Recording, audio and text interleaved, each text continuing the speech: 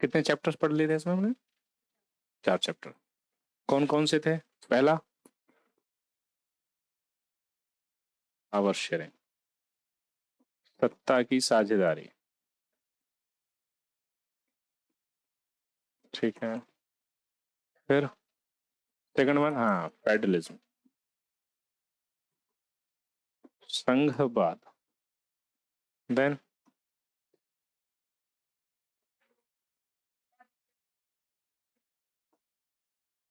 तीसरा क्या है?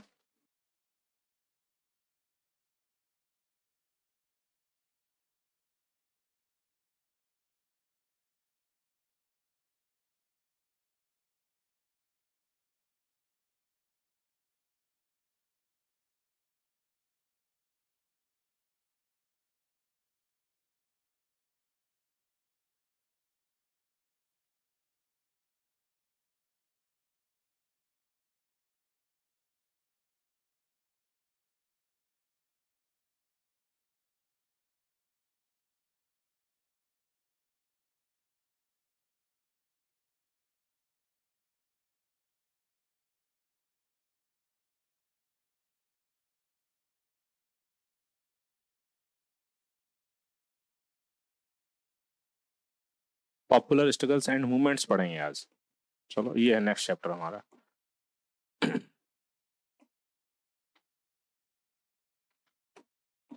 जन आंदोलन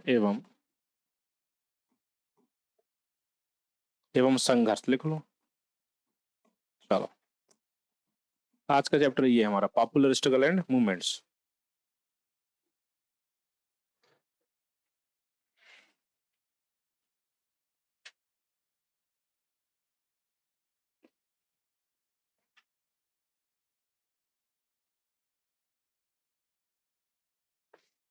ये तो यहां तक तो हमने पढ़ लिया, ठीक है। ये 4 चैप्टर्स पढ़ लिए हमने, पावर शेयरिंग, फेडरलिज्म एंड आज डिस्कस करेंगे पॉपुलर स्ट्रगल्स एंड मूवमेंट्स, जन आंदोलन और, या जन संघर्ष और आंदोलन भी हिंदी में ऐसा लिख सकते हैं, जन संघर्ष और आंदोलन, ठीक है। सही कर लो उसको, जन संघर्ष और आंदोलन, ऐसे कर लो, जन संघर्ष और। अच्छा, ये बोलो कि पावर शेयरिंग एंड फेडरलिज्म, सत्ता की साझेदारी और संघवाद में क्या रिलेशनशिप है? दोनों में कैसे रिलेट करोगे इन दोनों को? What is the relationship between power sharing and federalism? सत्ता की साझेदारी और संघवाद में क्या संबंध है? पावर डिवाइड कैसे? संघवाद, ठीक है। पावर शेयर करता है क्या? हमने पढ़ा था पावर शेयरिंग के बहुत सारे फॉर्म्स, बहुत सारे तरीके हो सकते हैं। उनमें क्या क्या तरीका था? ऑर्गन्स ऑफ गवर्नमेंट में पावर को डिस्ट्रीब्यूट करो, लेवल्स ऑफ गवर्नमेंट में पावर को डिस्ट्रीब्यूट करो। जो ऑर्गन्स ऑफ गवर्नमेंट में पावर डिस्ट्रीब्यूशन था वो क्या कहलाता है? सेपरेशन ऑफ पावर्स, शक्तियों का पृथक्करण। और जो पावर शेयरिंग था between the levels of government, वो क्या था? फेडरलिज्म, संघवाद। तो यही है, मतलब federalism is an instrument of power sharing, a form of power sharing. संघवाद क्या है? सत्ता की साझेदारी करने का एक तरीका है। ये बात इतनी पड़ी थी, उस फॉर्म में लिखा था हमने। एंड डाइवर्सिटी और डेमोक्रेसी का क्या है? पावर शेयरिंग क्या क्या मतलब है, बोलो। पावर शेयरिंग क्या इंश्योर करती है? डाइवर्सिटी को, राइट, और उससे यूनिटी इंटीग्रिटी इंश्योर होती है। और फिर डेमोक्रेसी एंड डाइवर्सिटी में ही हमने देखा था कि जेंडर हो, कास्ट हो, या फिर रिलीजियस, जो हमारी डाइवर्सिटी है, जो डिफरेंसेस हैं, इन डिफरेंसेस के बेसिस पे हमने डिस्क्रिमिनेशन किया, उसे social division and political division हुआ है, समझे। जो हमारी लैंगिक, जातिगत और धार्मिक आधार पर जो अंतर है, उन अंतरों के आधार पर हमने भेदभाव किया और उससे सामाजिक विभाजन और बाद में राजनीतिक विभाजन भी हो रहा है, ठीक है। और बाद में क्या हो रहा है? उसे कन्फ्लिक्ट है, violence and disintegration of the nation तक की भी बातें हो सकती हैं, ठीक है। तो ये सारी चीजें एक दूसरे से जुड़ी हुई हैं, ठीक है। आज कुछ नई बात है कि पॉपुलर स्ट्रगल्स एंड मूवमेंट्स मतलब जन संघर्ष और आंदोलन। किताब का चैप्टर क्या है? 10th क्लास एनसीईआरटी चैप्टर का टाइटल क्या है? टाइटल क्या है इसका? डेमोक्रेटिक पॉलिटिक्स, लोकतांत्रिक राजनीति। तो आज का जो चैप्टर है उसमें ये बात कर रहे हैं हम कि what is the relationship between popular struggles and movements and democracy. लोकतंत्र और जन संघर्ष और आंदोलन में क्या संबंध होता है? कैसे पॉपुलर स्ट्रगल्स और मूवमेंट्स डेमोक्रेसी के लिए हेल्दी हैं या डेमोक्रेसी के लिए हार्मफुल हैं या बेनिफिशियल हैं? क्या जन आंदोलन और जन संघर्ष लोकतंत्र के लिए अच्छे हैं या बुरे हैं? तो इन बातों को आज समझने की कोशिश करेंगे। क्या डेमोक्रेसी में पॉपुलर स्ट्रगल्स मूवमेंट्स होने चाहिए? क्या जन संघर्ष और आंदोलन एक तो लोकतंत्र में होने चाहिए? क्या लगता है होने चाहिए? क्यों? हम्म चलो, ये तो चैप्टर लिख लिया, इस चैप्टर को भी बांटेंगे हम लोग, ठीक है। ये चैप्टर थोड़ा सा बड़ा है और इस चैप्टर में प्रेशर ग्रुप पढ़ोगे, दबाव समूह। और दबाव समूह आपके सिलेबस में है कहाँ? पॉलिटी का जो सेकंड पेपर यूपीएससी का है उसमें लिखा है formal and informal organisations. Formal organisations का मतलब है पॉलिटिकल पार्टीज, इनफॉर्मल ऑर्गेनाइजेशंस का मतलब है प्रेशर ग्रुप। तो इस चैप्टर में प्रेशर ग्रुप पढ़ोगे, इसके बाद का जो चैप्टर है पॉलिटिकल पार्टीज उसमें फॉर्मल ऑर्गेनाइजेशंस पढ़ोगे। तो इतना यहाँ पढ़ लोगे तो वहां पढ़ने की फिर जरूरत है नहीं, वो तो पढ़ाया जाएगा एडवांस में, लेकिन ये बहुत बेसिक बताएंगे यहाँ वो, ठीक है। तो ये चैप्टर का नाम क्या है? पॉपुलर स्ट्रगल्स एंड मूवमेंट्स, ठीक है। चलो, मूवमेंट, इसको 5 पॉइंट में लिखेंगे, लिख लो 5, डिवाइड करो कैसे। सबसे पहले example of Nepal and Bolivia. आज नहीं आया क्या वो? क्यों अभी नहीं? लेट आता है। एग्जाम्पल है नेपाल नरेश का, आज कहाँ गायब हो गया वो? नेपाल और बोलीविया का उदाहरण,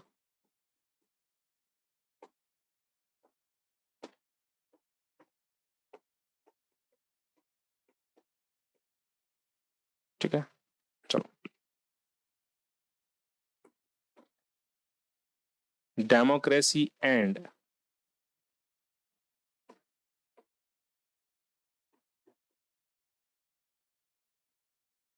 पॉपुलर स्ट्रगल्स, जन संघर्ष और लोकतंत्र, ठीक है। Organisation and mobilisation,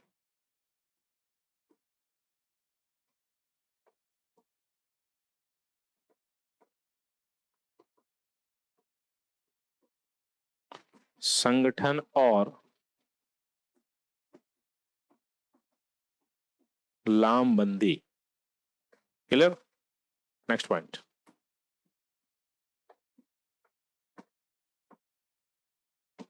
pressure groups and movements, दबाव समूह और आंदोलन। Is there influence healthy? क्या इनका प्रभाव सकारात्मक है? क्या इनका प्रभाव सकारात्मक है? 5 पॉइंट्स हैं।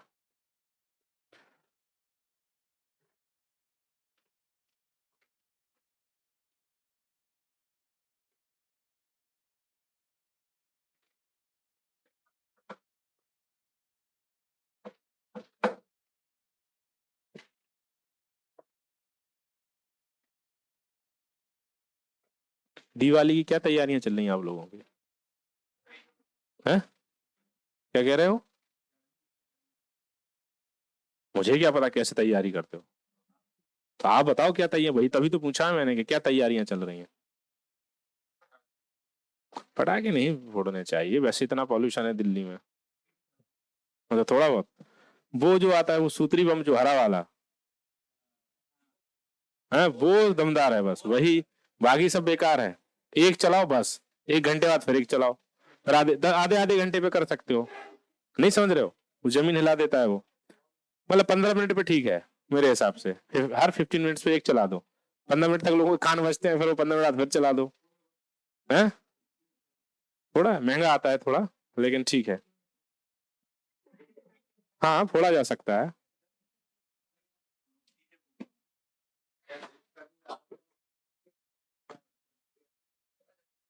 हम्म जब जाओ उस दिन।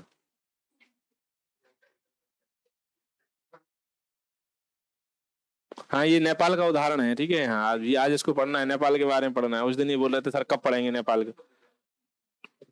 क्या कह रहे हो? कोई बात नहीं, लिखो जो भी कह रहे हो, चलो।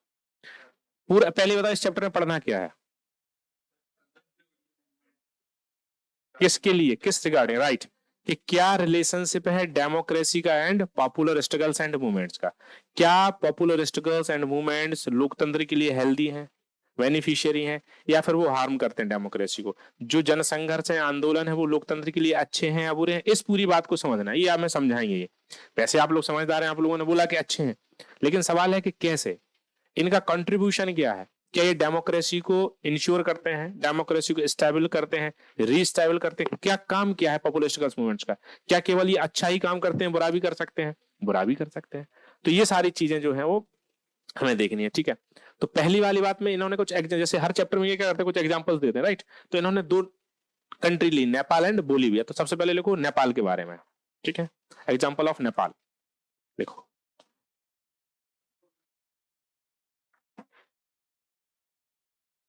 सबसे पहले लिखो फर्स्ट पॉइंट में एग्जाम्पल ऑफ नेपाल का उदाहरण, नेपाल का उदाहरण देखो। इन 1990, 1990, इन 1990 डेमोक्रेसी established इन नेपाल। 1990 में नेपाल में लोकतंत्र की स्थापना हुई, नेपाल में लोकतंत्र की स्थापना हुई, right. Nepal declared as constitutional monarchy, लोकतंत्र की स्थापना हुई, नेपाल को संवैधानिक राजतंत्र घोषित किया गया। कॉन्स्टिट्यूशनल मोनार्की क्या मतलब है, कॉन्स्टिट्यूशनल मोनार्की का, कॉन्स्टिट्यूशन है बट वहां किंग होगा, तो किंग रियल हेड होगा या नॉमिनल, जैसे कि राइट कहां है, ब्रिटेन में। तो ये कनेक्टिविटी क्लियर। कॉन्स्टिट्यूशनल मोनार्की मतलब रियल पावर किसके पास है, कॉन्स्टिट्यूशन मतलब पार्लियामेंट मतलब, और मतलब रियल पावर किसके पास होगा, काउंसिल ऑफ मिनिस्टर, गवर्नमेंट के पास, elected by the people, clear बात। पार्लियामेंट ठीक है, लेकिन फिर भी उसको फंक्शन को एग्जीक्यूट कौन करेगा। जैसे इंडिया में who is a nominal head, nominal head कोई प्रेसिडेंट, रियल हेड राइट, वहां भी कौन होगा, काउंसिल ऑफ मिनिस्टर होगा, ठीक है। चलो नेक्स्ट पॉइंट लिखो, राजा, किंग, इंग्लिश में लिखो किंग, बीरेंद्र, बीरेंद्र ऐसे, हाँ बीरेंद्र, ये जानते होंगे, जानते हो, king Birendra, king Birendra was monarch of Nepal. राजा बीरेंद्र को नेपाल का राजा बनाया गया, ठीक है। लिखो next point, in 2005, in 2005 King Birendra and his family assassinated। 2005 में राजा बीरेंद्र और उनके परिवार की हत्या कर दी गई।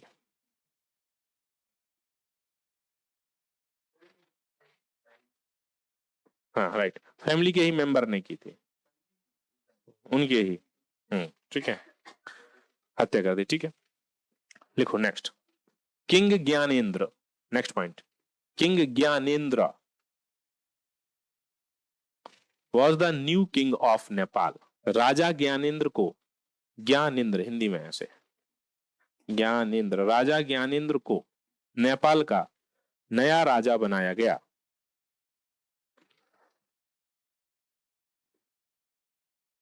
ठीक है, देखो, he did not believe in democracy. राजा ज्ञानेंद्र लोकतंत्र में विश्वास नहीं करते थे।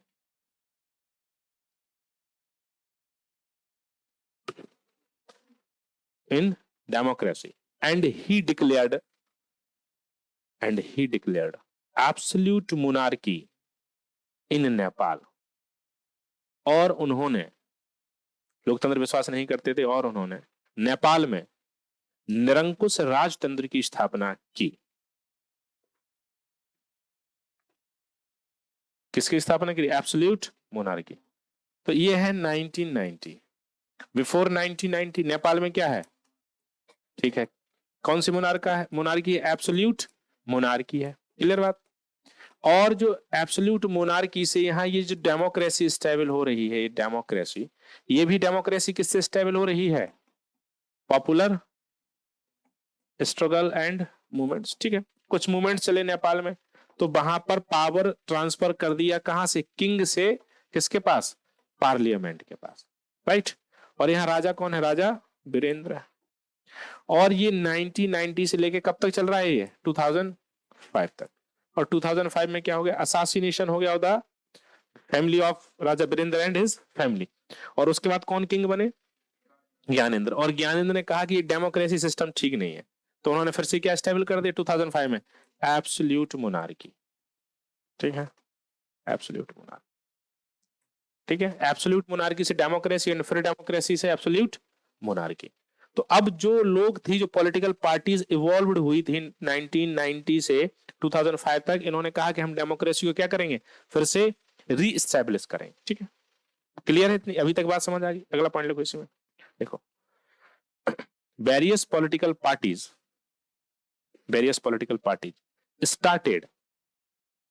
started popular struggle in Nepal for the democracy. विभिन्न राजनीतिक दलों ने नेपाल में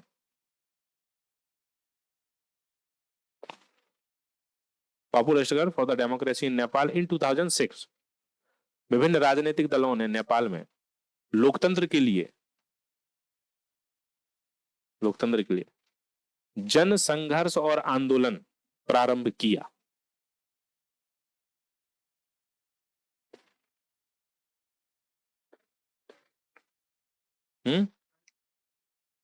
ऐसी क्या कर रही है? बोला अखिल को बुला लो, वो सही कर देगा। ठीक है, क्या हुआ? कौन सा मूवमेंट स्टार्ट हो रहा है? Popular struggle. लिखो लिखो लिखो, क्या लाइन क्या लिखी लास्ट? ठीक है, लिखो देखो। Seven party alliance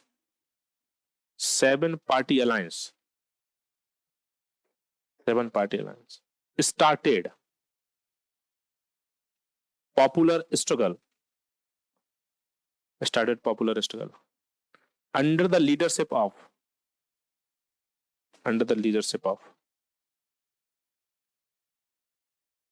communist party. देखो, कम्युनिस्ट पार्टी के नेतृत्व में, साम्यवादी कम्युनिस्ट पार्टी के नेतृत्व में 7 राजनीतिक दलों ने आंदोलन प्रारंभ किया। एंड ऑन 7 राजनीतिक दलों ने जनसंघर्ष शुरू किया। And on 24th of April 2006 democracy reestablished in Nepal. आंदोलन प्रारंभ किया और 24 अप्रैल 2006 को नेपाल में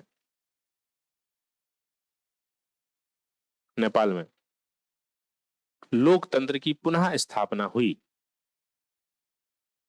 डेमोक्रेसी रीस्टैब्लिश्ड इन नेपाल कब? 24 अप्रैल 2006। और कौन पीएम बना? बोलो, तब कौन बना 2006 में? गिरिजा प्रसाद कोइराला। लिखो, गिरिजा प्रसाद कोइराला। गिरिजा ऐसे लिखेंगे, गिरिजा प्रसाद कोइराला। ठीक है, लोकतंत्र की क्या लिखा हिंदी वालों ने?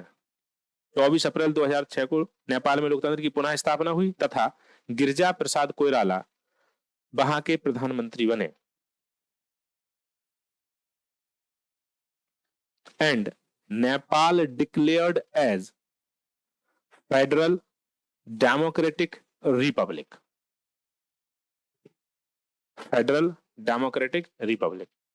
याद नहीं करना, ये सब बात है, परेशान मत होना। ठीक है, बस पढ़ लिया करो कभी कभी कहानी के तौर पे।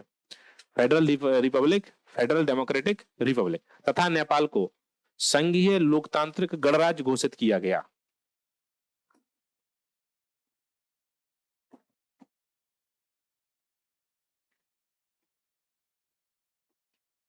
हाँ, अब बोलो क्या किया गया? संघीय लोकतांत्रिक गणराज्य। अच्छा, 1990 में क्या हुआ था? राइट, क्या हुआ था 1990 में? बोलो। कॉन्स्टिट्यूशनल। अब बोलो दोनों में क्या, ये हो रहा है 2006 में, ये ऐसे, ये वाला पॉलिटिकल सिस्टम नेपाल वाले अपना रहे हैं। और पहले कौन सा अपनाया था? जब पहली बार डेमोक्रेसी आई तो उन्होंने क्या एक्सेप्ट किया? Democratic monarchy. जब दूसरी बार डेमोक्रेसी आ रही तो क्या करा? Federal democratic Republic. पहली बार में क्या है? लोकतांत्रिक राजशाही। दूसरे बार में संघीय लोकतांत्रिक गणराज्य। क्या डिफरेंस है दोनों में? फेडरल गवर्नमेंट हो गई एक तो, ठीक है, और हम्म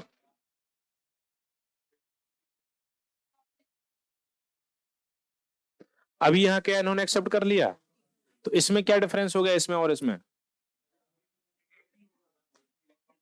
right, head of the people की जगह कहोगे हेड ऑफ द नेशन। यहां कौन था? किंग था, और यहां कौन हो गया?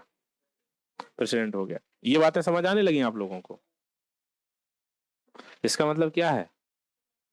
इसका मतलब है कि जो नहीं समझ रहे हैं वो कोई बात नहीं, ये लोग भी पहले ऐसे ही थे, ठीक है।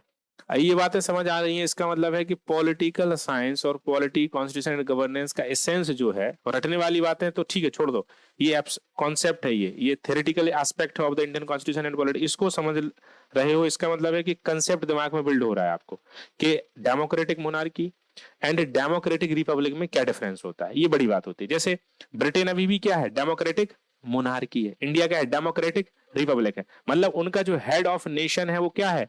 वो किंग है। लेकिन हमारे हेड ऑफ नेशन, तो इन्होंने ऐसा क्यों किया? नेपाल वालों ने ऐसा क्यों किया? इन्होंने दोबारा में फेडरल डेमोक्रेटिक रिपब्लिक को क्यों अपनाया? इन्होंने एक गलती गलती किसने करी? ज्ञानेंद्र ने इन्होंने कहा कि देखो हमने एक बार गलती ये करी कि हमने डेमोक्रेटिक मोनार्की बनाया। डेमोक्रेटिक मोनार्की बना के गलती से अगर किसी ऐसे राजा को हम क्या बना दे रहे हैं? मोनार्क बना दे रहे हैं, नॉमिनल हेड बना दे रहे हैं ऑफ द स्टेट, और उसने डेमोक्रेसी खत्म कर दी, तो फिर से तो उन्होंने कहा कि राजा वाला सिस्टम अभी क्या करो? खत्म करो। अभी रियल पावर और नॉमिनल पावर दोनों कैसे लोगों में होगा? जो इलेक्टेड होंगे बाय द पीपल। तो इन्होंने अभी रिपब्लिक बना लिया अपने आप को। और इन्होंने ये बात कहां से सीखी? इंडिया से सीखी। कि हमारे यहाँ देखो, जब 1947 से हमारे यहाँ पॉलिटिकल सिस्टम, पॉलिटिकल स्ट्रक्चर चल रहा है, हमारे यहाँ कभी भी ऐसे नहीं हुआ कि डेमोक्रेसी खत्म हुई हो। क्योंकि हमारे यहाँ दोनों ही nominal head and real head क्या है? राइट। तो ये रिपब्लिक वाला इन्होंने कॉन्सेप्ट एक्सेप्ट कर लिया, और इन्होंने अब क्या बना दिया। और अभी तक इनका कॉन्स्टिट्यूशन बिल्ड नहीं कर पाए थे ये बेचारे। कॉन्स्टिट्यूशन कब इन्होंने बनाया? 2015 में, ठीक है। 2015 में इन्होंने कॉन्स्टिट्यूशन एक्सेप्ट किया। क्योंकि नेपाल पे मैंने एक रिसर्च पेपर लिखा था, और वो भी मुझे लग रहा है 2016 में मैंने एक रिसर्च पेपर लिखा था, और बड़े अच्छे मैगजीन पब्लिश हुआ था। नेपाल का जो स्ट्रक्चर है, जियोग्राफिकल स्ट्रक्चर है, एंड जो उनका सोशल कॉम्पोजिशन है वो डिफरेंट है, ठीक है। नेपाल में तराई एरिया है। तराई एरिया में कौन रहता है? मधेसी लोग हैं वहां, राइट। मधेसी कौन है? कहां से आए हैं वो? कहां से? इंडिया से। और वहां के रहने वाले को क्या बोलते हो? देखो, नेपाल में दो तरह के लोग रहते हैं, सुन लो। तराई का मतलब है ऐसे लोग जो नीचे की तरफ रहते हैं, और जो ऊपर की तरफ रहते हैं, मतलब साउथ एरिया की तरफ, वो नेपाल के माने जाते हैं। और जो नीचे के रहते हैं वो क्या माना जाता है उन्हें? कि वो इंडिया से गए हैं। जैसे ये वहां रहते हैं, ठीक है, ये कहां से गए हैं? इंडिया से गए। तो इनकी रिस्पेक्ट उतनी नहीं है। वहां की गवर्नमेंट इनको अपना, ये कुछ भी कह लें कि जो नेपाली वो इन्हें नहीं मानते कि यहाँ के, उन्हें पता है कि ये कहां से आए हैं। तो इसी पे लिखा था कि कन्फ्लिक्ट है। जब कॉन्स्टिट्यूशन बिल्ड हो रहा है नेपाल का, तो नेपाल के कॉन्स्टिट्यूशन में यही तो प्रॉब्लम है कि इनको राइट्स कम दिए जा रहे हैं, जो कि यहाँ से गए हैं, ठीक है। और जो वहां के लोग हैं उनको ज्यादा राइट्स दिए जा रहे हैं। तो ये अभी भी कॉन्स्टिट्यूशनल स्टेबिलिटी बहुत अच्छी नेपाल में नहीं है। और नेपाल एक बफर स्टेट है, किसके बीच में? इंडिया और चाइना। बफर स्टेट का मतलब क्या होता है? कि हाँ, वो दो स्टेट। वो काम कैसे करता है बफर स्टेट? जब नेपाल को लगता है कि भारत हमें फंडिंग कम कर रहा है, तो वो चाइना को सपोर्ट करने लगता है। तो इंडिया कहता है कि लो पैसा लो। और जब उसे लगता है कि अभी चाइना भी पैसा नहीं दे रहा, तो इंडिया को सपोर्ट करने लगता है। इंडिया के में वहां के पीएम आएंगे और आके बातचीत करेंगे, वहां के प्रेसिडेंट आएंगे। चाइना कहेगा वहां क्यों जा रहे हो? वो कहेगा हमें पैसे की जरूरत है। होगा हमसे ले लो, फंड कितना चाहिए। तो वो ऐसे यूज करता है दोनों कंट्रीज को, और खूब पैसा सच में लेते हैं। लेकिन नेपाल एक गरीब देश है, ठीक है। हाँ, इसमें हंसने की क्या बात है? सच बात है। नेपाल कैसा देश है? गरीब देश है, ठीक है। नेपाल बहुत छोटा भी है जियोग्राफिकली, भौगोलिक रूप से, ठीक है। और नेपाल किसका हिस्सा था? कभी ना कभी भारत का हिस्सा रहा है नेपाल। तो इस कहानी से क्या सीखे, इस कहानी से क्या सीखे नेपाल की कहानी से? हम्म मतलब नेपाल में सबसे पहले डेमोक्रेसी को एस्टेब्लिश किसने किया? Right, popular struggles and movements ने। पहले जो एब्सोल्यूट मोनार्की थी उसमें 1990 में जो डेमोक्रेसी आ रही है उसमें किसका कंट्रीब्यूशन है? जन संघर्ष और आंदोलन का है। राइट, उसके बाद जब डेमोक्रेसी एक बार खत्म हो जा रही है फिर से एब्सोल्यूट मोनार्की आ रही है, फिर से डेमोक्रेसी लाने के लिए। तो डेमोक्रेसी क्या करती है? स्टेबल करती है। पॉपुलर स्ट्रगल मूवमेंट्स क्या करते हैं? डेमोक्रेसी को स्टेबल करते हैं और रीस्टेबल भी करते हैं। ये जन संघर्ष और आंदोलन क्या करते हैं? लोकतंत्र को स्थापित भी करते हैं और लोकतंत्र की पुनर्स्थापना भी करते हैं। एक तो इन्होंने नेपाल में लोकतंत्र को स्थापित किया, और दूसरी बात जब लोकतंत्र वहां से हट गया तो भी इन्होंने क्या किया? और ये पॉपुलर स्ट्रगल्स एंड मूवमेंट में पार्टिसिपेट कौन करता है? नेपाल के लोग करते हैं, या कहीं के भी जिस देश में ऐसा संघर्ष हो रहा है वहां के लोग करते हैं। और वो लोग मांग करते हैं कि हमें क्या मिलना चाहिए। जैसे चीन में भी एक बार इन्होंने कोशिश की थी 1989 में। चीन के लोगों ने कब कोशिश की थी? 1989 में, ठीक है, इससे पहले। और चीन में डेमोक्रेसी की मांग की लोगों ने, और वहां पर एक एक चौक है, एक चौक का मतलब समझते हो, एक चौराहा जो होता है, वहां पर कुछ स्टूडेंट्स आए सेंट्रल यूनिवर्सिटी ऑफ चाइना के और बीजिंग के, और वो उन्होंने धरना प्रदर्शन किया। तो अभी जो चीन के राष्ट्रपति सी जिनपिंग, ये उस समय सेक्रेटरी जनरल थे of the communist party of China. इनको ये काम दिया गया कि जाके देखो कि कैसे इस मूवमेंट को आपको खत्म करना है। डेमोक्रेसी का मूवमेंट था, बिगेस्ट और लार्जेस्ट मूवमेंट था for the democracy in the history of the China. ये बुलडोजर लेके पहुंचे जो मिलिट्री वाला होता है, और इसने कहा कि चढ़ा दो इन पर टैंक, जो होता है वो टैंक को चढ़ा दिया। कई स्टूडेंट्स, पता नहीं कितने लोग, कुछ नहीं पता चला। उसके बाद से आज तक कोई मूवमेंट ही नहीं हुआ वहां पे, ठीक है। हाँ, तो चाइना में कोई दोबारा मूवमेंट नहीं हुआ।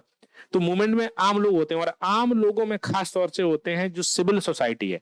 सिविल सोसाइटी का मतलब स्टूडेंट्स हैं, ठीक है। जैसे अपने यहाँ जेएनयू के लोग हमेशा शोरगोल करते रहते हैं, तो इनका काम ही यही होता है कि ये काम है इनका कि उन्हें ये काम करना है। अगर वो नहीं करेंगे तो कौन करेगा? गांव वाले लोगों को तो नहीं पता ना कि ये पढ़ कौन रहा है।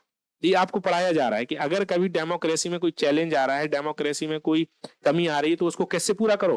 पॉपुलर स्ट्रगल्स एंड मूवमेंट से उसको पूरा करो। तो नेपाल का एग्जांपल इन्होंने दिया एनसीईआरटी में। इसका मतलब ये बता रहे हैं हमें कि जो पॉपुलर स्ट्रगल्स एंड मूवमेंट्स हैं, हमारे जन संघर्ष और आंदोलन है, ये डेमोक्रेसी को स्टैब्लिश भी करते हैं, स्थापित भी करते हैं, और उसमें पुनर्स्थापना भी करते हैं। तो बातें क्लियर? अभी लिखो एग्जाम्पल ऑफ बोलीविया। उससे क्या पता चला? लिखो बोलीविया का उदाहरण।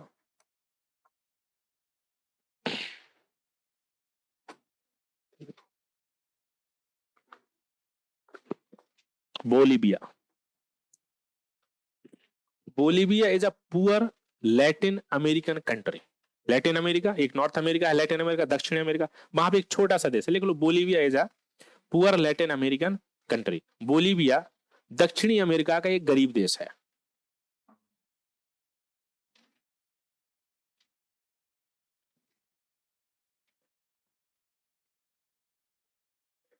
वहां पे एक शहर है,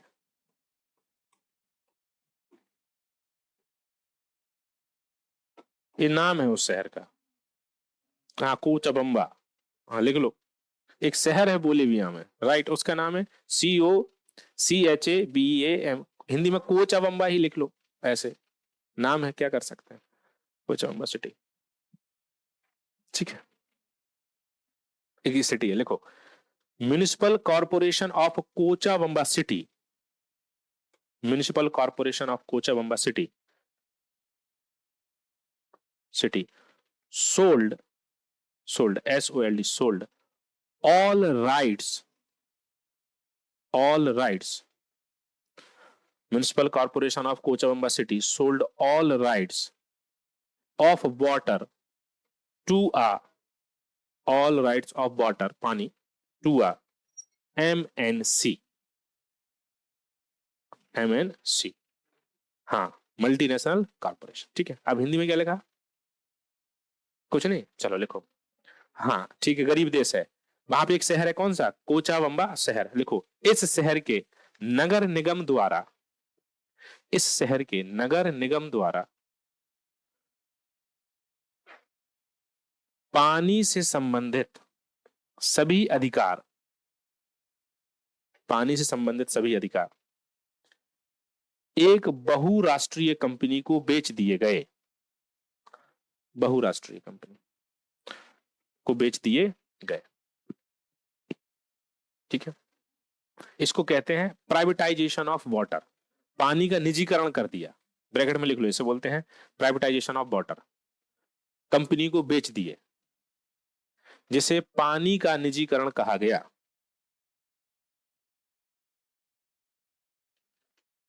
ठीक है,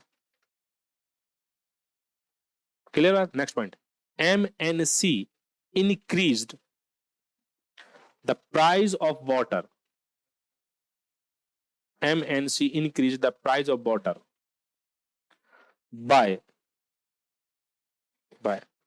for FOUR 4 times, कंपनी द्वारा पानी की कीमत 4 गुना तक बढ़ा दी गई।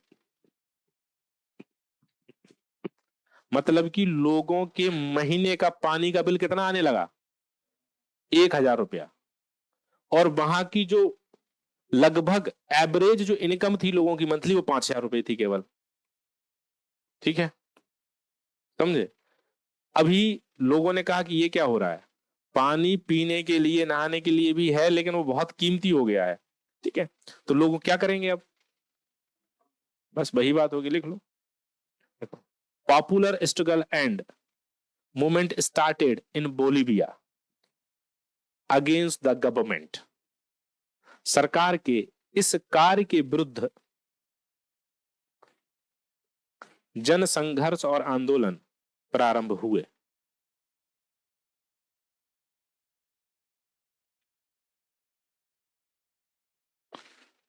सरकार के इस कार्य के विरुद्ध जन संघर्ष और आंदोलन प्रारंभ हुए। Clear. And in 2000 all rights have been given to the municipal corporation of city, और वर्ष 2000 में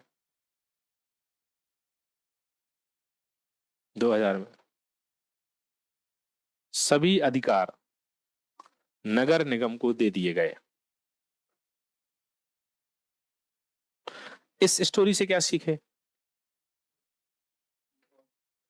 तो यहां पॉपुलर स्ट्रगल्स एंड मूवमेंट्स ने क्या किया, जो जन संघर्ष और आंदोलन है, यहां क्या किया, उन्होंने डेमोक्रेसी को स्टेबल किया, रिस्टेबल किया, फिर क्या किया, डेमोक्रेसी के लिए क्या किया, इंप्रूव किया डेमोक्रेसी को, क्या किया, सस्टेन किया डेमोक्रेसी को। इसका मतलब है पॉपुलर स्ट्रगल्स एंड मूवमेंट्स क्या करते हैं, स्टेबल करते हैं डेमोक्रेसी को, रीस्टेबल भी कर सकते हैं और उसको सस्टेन भी कर सकते हैं, इंप्रूव भी कर सकते हैं। जन संघर्ष और आंदोलन क्या करते हैं, लोकतंत्र की स्थापना करते हैं, जैसे कहां की, नेपाल में लोकतंत्र की पुनर्स्थापना करते हैं, कहां किया है, और लोकतंत्र में सुधार भी लाते हैं, और लोकतंत्र को कैसा बनाते हैं, सस्टेनेबल, उसको सतत बनाते हैं, कहां किया, बोलीविया। तो ये कंट्रीब्यूशन है ऑफ द ये स्टोरी से पूरी बात समझा देते हैं। ठीक है, क्या करते हैं ये एनसीईआरटी वाले कि ये स्टोरी ऐसी बनाएंगे और उससे पूरी कहानी को बिल्कुल पिक्चर, वो बाद में फिर चैप्टर अपने आप ही बिल्कुल स्मूथली चलने लगता है कि वो क्या कहना चाह रहे हैं। ठीक है, तो ये कंट्रीब्यूशन है किसका, पॉपुलर स्ट्रगल्स एंड मूवमेंट्स का इन डेमोक्रेसी। एक लोकतंत्र में क्या योगदान होता है कि लोकतंत्र की स्थापना करेंगे, अगर लोकतंत्र में कुछ गड़बड़ हुआ तो पुनर्स्थापना भी कर सकते हैं और उसमें सुधार भी ला सकते हैं। तो ये 2 एग्जांपल्स हैं, बिल्कुल नहीं रटने हैं, याद नहीं करने हैं, ये नाम आम कुछ नहीं। ठीक है, ये कभी नहीं एग्जाम में आने वाला, ये सिर्फ इसलिए हमने सीखा और इसलिए वो आपको बताते हैं कि आप अगर किसी को समझा रहे हो, क्या इससे क्या, इसको रटना नहीं, इससे हम एक बात सीख सकते हैं, मान लो ऐसे लिख रहे हो तो ऐसे में किसी स्टोरी से शुरू कर सकते हो और स्टोरी आपकी भी हो सकती है, समझे। जैसे आपने देखा होगा कभी कभी हम बात करते हो तो मैं कुछ कुछ एक आध स्टोरी अपनी बता देता हूँ, तो ऐसे आप अपनी स्टोरी बता सकते हैं। एग्जामिनर को लगेगा कि हाँ सब्जेक्ट के साथ कनेक्टिविटी है पर्सनल लाइफ की, ठीक है, अच्छा भी इंपैक्ट होता है उसमें। तो ये स्टोरी जब आप एग्जाम्पल देते हो किसी बात का तो बहुत क्लैरिटी के साथ पिक्चर क्लियर हो जाती है कि आगे क्या कहना चाह रहे हो। ठीक है, जैसे आप लोग अभी एथिक्स जब पढ़ोगे तो केस स्टडी उसमें बहुत पढ़नी होती है, तो उस केस स्टडी को यूज कर सकते हो अपने आंसर राइटिंग में, और वो बहुत इंपैक्ट करता है। और यूपीएससी पूरा गेम किसका है, आंसर राइटिंग का। ठीक है, जिसने आंसर राइटिंग सीख ली वो प्रॉपर आईएएस बन गया। वैसे तो सिलेक्शन तो हो जाएगा तो अलग बात है, लेकिन प्रॉपर आईएएस कौन बनेगा, इसकी आंसर राइटिंग बहुत जबरदस्त होगी। ठीक है, क्योंकि नंबर वहीं से मिलने वाले हैं। एक बात क्लियर, कौन सी बात, ये वाली बात, ये वाली बात क्लियर हो, कोई दिक्कत हो तो बोलो या फिर यहाँ चलें। Second point,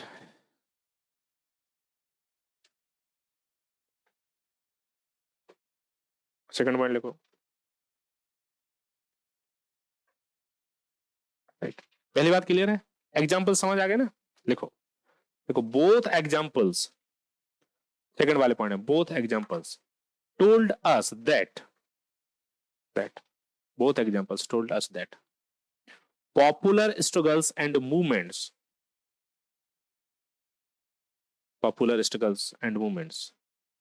and democracy are closely related to each other. इन दोनों कहानियों से दूसरे वाले पॉइंट में लिखना है जनसंघर्ष और लोकतंत्र, यहां लोकतंत्र लिखा ही नहीं मैंने। इन दोनों कहानियों से हमें यह ज्ञात होता है कि जन आंदोलन और लोकतंत्र के बीच गहरा संबंध है।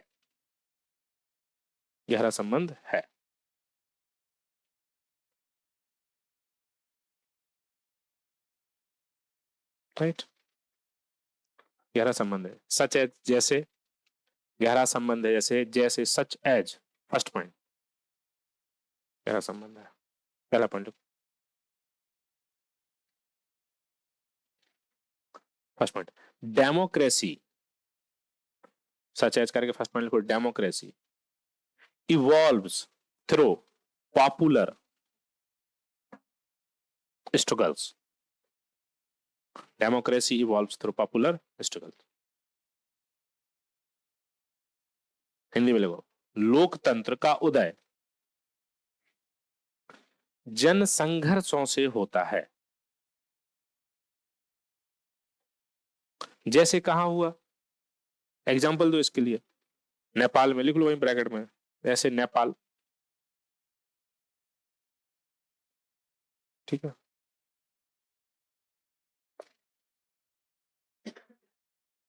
ठीक है, next point, popular struggles reestablish democracy. जनसंघर्ष लोकतंत्र को पुनः स्थापित करते हैं।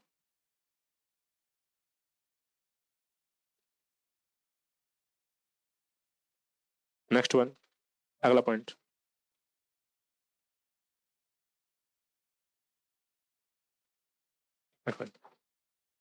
Democracy sustains through popular struggles. Democracy sustains through popular struggles. लोकतंत्र जन आंदोलन के द्वारा सतत और स्थायी बना रहता है।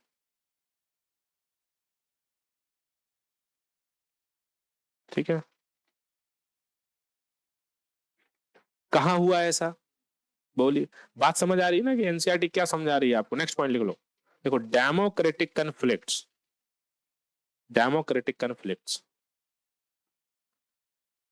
Are resolved through mass mobilisation.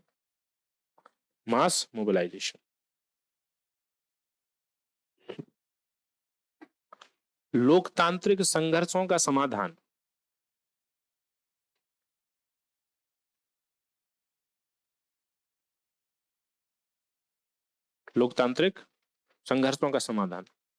लोगों की लामबंदी द्वारा किया जाता है।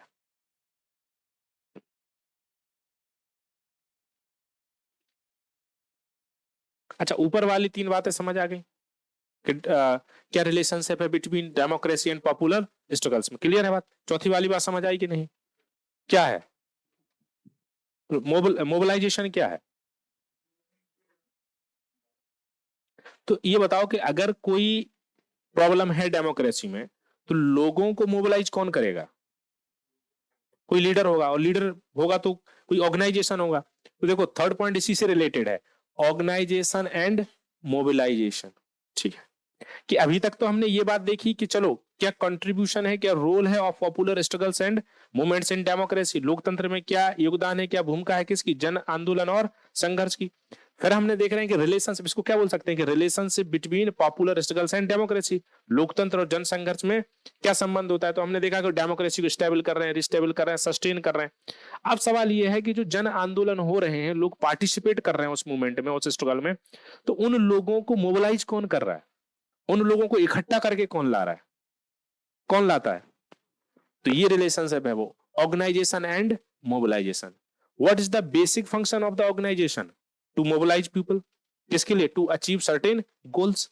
ऑर्गेनाइजेशन का ही तो बेसिक काम होता है कि अपने लक्ष्य की प्राप्ति के लिए क्या करना है, कुछ लोगों को इकट्ठा करना है, लामबंद करना है, और फिर बाद में जैसे राकेश टिकैत, उनका एक संगठन है और उन्होंने बैठ के अपनी बात को रखा, लोग उनके साथ जुड़ते गए, ठीक है, और वो जुड़े तो सरकार पर प्रेशर बना और उन्होंने अपनी मांग को पूरा करा लिया।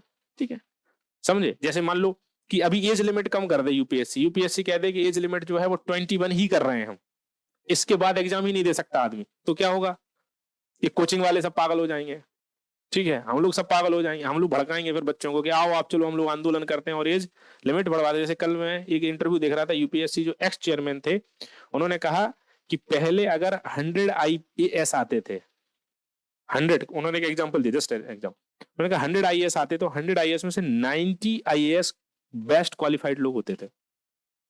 उन्होंने कहा अभी 100 आते हैं तो वो 20 ही क्वालिफाइड होते हैं। तो जो इंटरव्यू ले रहा था उसने कहा इसका क्या मतलब हुआ? उन्होंने कहा इसका मतलब ये हुआ कि सबसे बड़ा इसमें फैक्टर आया है एज रिलैक्सेशन का। किसका? उन्होंने कहा कि जो यंग लोग होते हैं और जो कम उम्र में एग्जाम निकाल रहा है, इसका मतलब है कि वो आदमी बहुत ब्रिलियंट टाइप का आदमी है। और अगर आपने किसी को 5 साल 4 साल 6 साल तैयारी के लिए दे दिया, इसका मतलब है कि अब वो रट रहा है चीजों को, समझे, और वो हो रहा है तो वह थका हुआ आदमी सिलेक्ट हो रहा है वो, और ये बड़ा फैक्टर है एज रिलैक्सेशन। जो आदमी 28 30 और 32 में सिलेक्ट होकर जा रहा है लास्ट अटेम्प्ट में, तो वो 35 में ओबीसी और SC ST तो बड़े थके हुए टाइप के लोग होते हैं वो। ठीक है, एक होता है 20-22 साल का आदमी, वो जैसे ही ग्रेजुएट होकर निकला और उसने पूरा फोकस्ड है और 1-2 साल की तैयारी में, जैसे जब ICS होता है, इंडियन सिविल सर्विस होता, सुभाष चंद्र बोस, तो इन लोगों ने कितनी एज में निकाला था? हाँ, 19 था, 21 था, पहले 21 था, 21 था, 21 को घटा के कितना कर दिया था? 19। 19 साल की उम्र में उन्होंने निकाला civil service examination. Aurobindo Ghosh हो चाहे सुरेंद्रनाथ बनर्जी हो, ठीक है, इन लोगों ने 19 ईयर्स की उम्र में निकाला था। और ये जो कम किया था लॉर्ड लिटन ने किया था, पहले 21 था, उसको 21 कर दिया था। जैसे कि causes for the emergence of the nationalism in India, के भारत में राष्ट्रवाद का उदय होने का क्या कारण था? तो ये भी कारण था कि सिविल सर्विस एग्जामिनेशन की जो एज लिमिट थी वो 21 से कितनी कर दी थी इसने।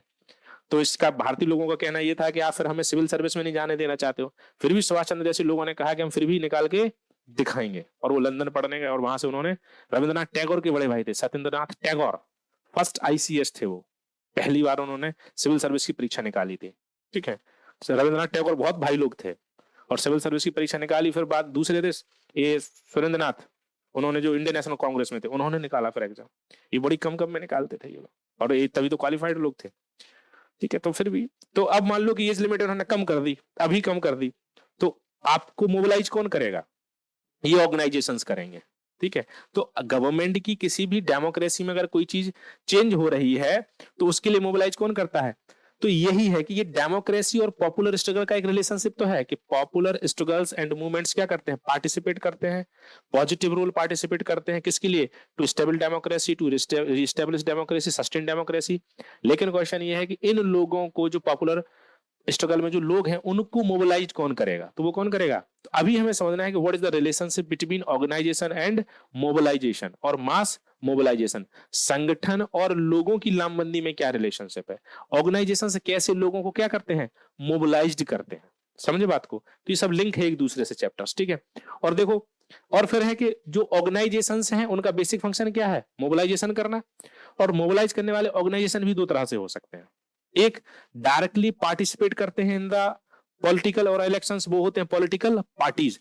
कुछ ऑर्गेनाइजेशंस ऐसे होते हैं जो डायरेक्टली पार्टिसिपेट नहीं करते हैं, वो केवल गवर्नमेंट पे प्रेशर बनाते हैं लोगों को मोबिलाइज करके, वो क्या कहलाते हैं? Pressure groups. और फिर इसमें हमें पढ़ना है कि क्या ये पूरी बातें हमारे डेमोक्रेसी के लिए सही है या फिर गलत है।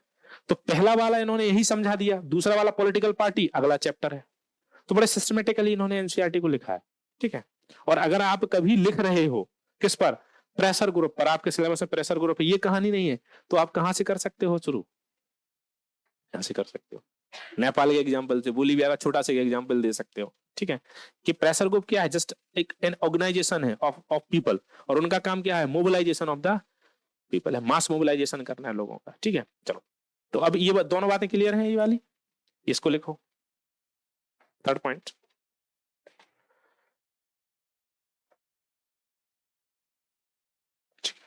देख लो, चलो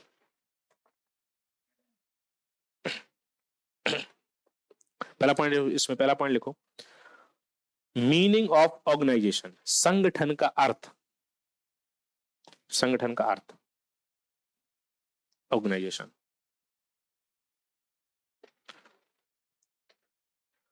N organization is a group of people, संगठन लोगों का एक समूह होता है।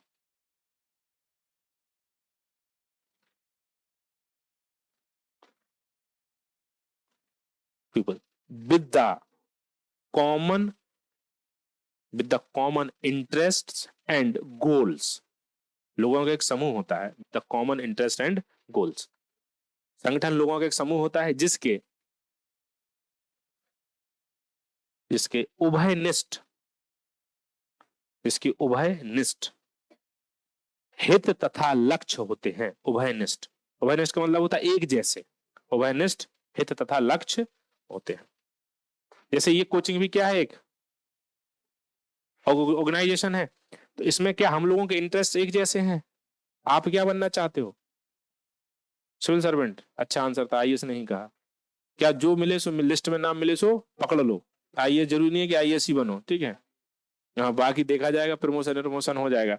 हमें बनना है सिविल सर्वेंट, और हमें क्या करना है, बनाना है। इसीलिए हम लोग एक साथ खड़े हैं, नहीं तो आप हमें बर्दाश्त करते ही नहीं, 1-1.5 घंटे बेकार बातें भी कभी कभी बर्दाश्त कर लेते हो कि चलो ठीक है कोई नहीं, इतनी बातों में थोड़ी भी क्यों, क्योंकि आपको लगता है कि कुछ बता देगा ये आदमी थोड़ा बहुत, तो 4-4 5-5 घंटे भी देख लेते हो बैठ के, नहीं तो नहीं देखने वाला आदमी आज के समय में।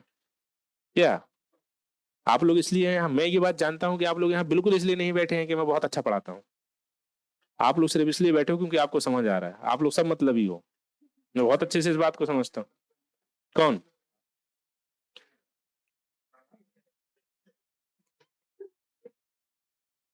देखो function of organization, next point देखो, फंक्शन ऑफ ऑर्गेनाइजेशन।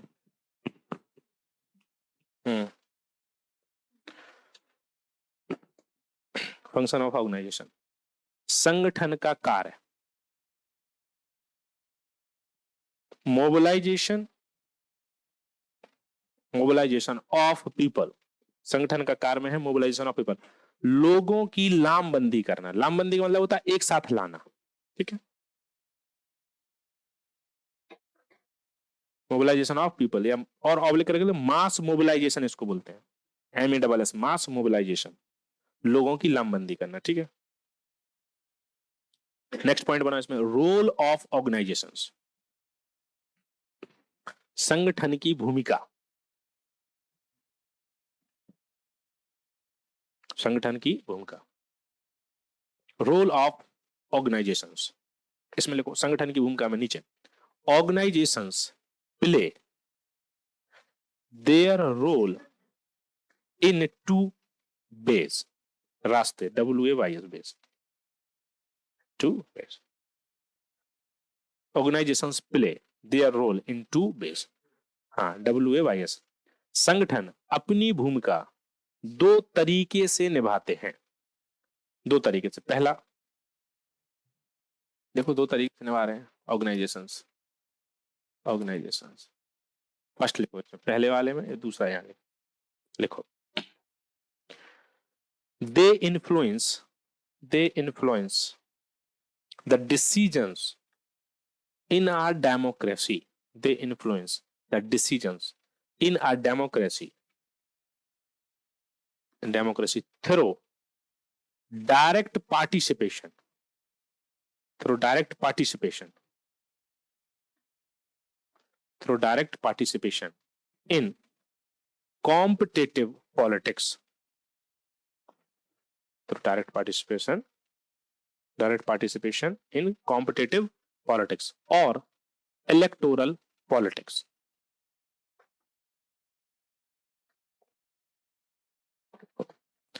कुछ संगठन भूमिका दो रूप में निभाते हैं। पहला, कुछ संगठन निर्णयों को प्रभावित करने के लिए, कुछ संगठन निर्णयों को प्रभावित करने के लिए राजनीति में प्रत्यक्ष रूप से भाग लेते हैं। इन्हें क्या कहते हैं? प्रत्यक्ष रूप से भाग लेते हैं। लिख लो वहीं डैश करके। इन्हें कहते हैं पॉलिटिकल पार्टीज। ठीक, इन्हें राजनीतिक दल कहा जाता है।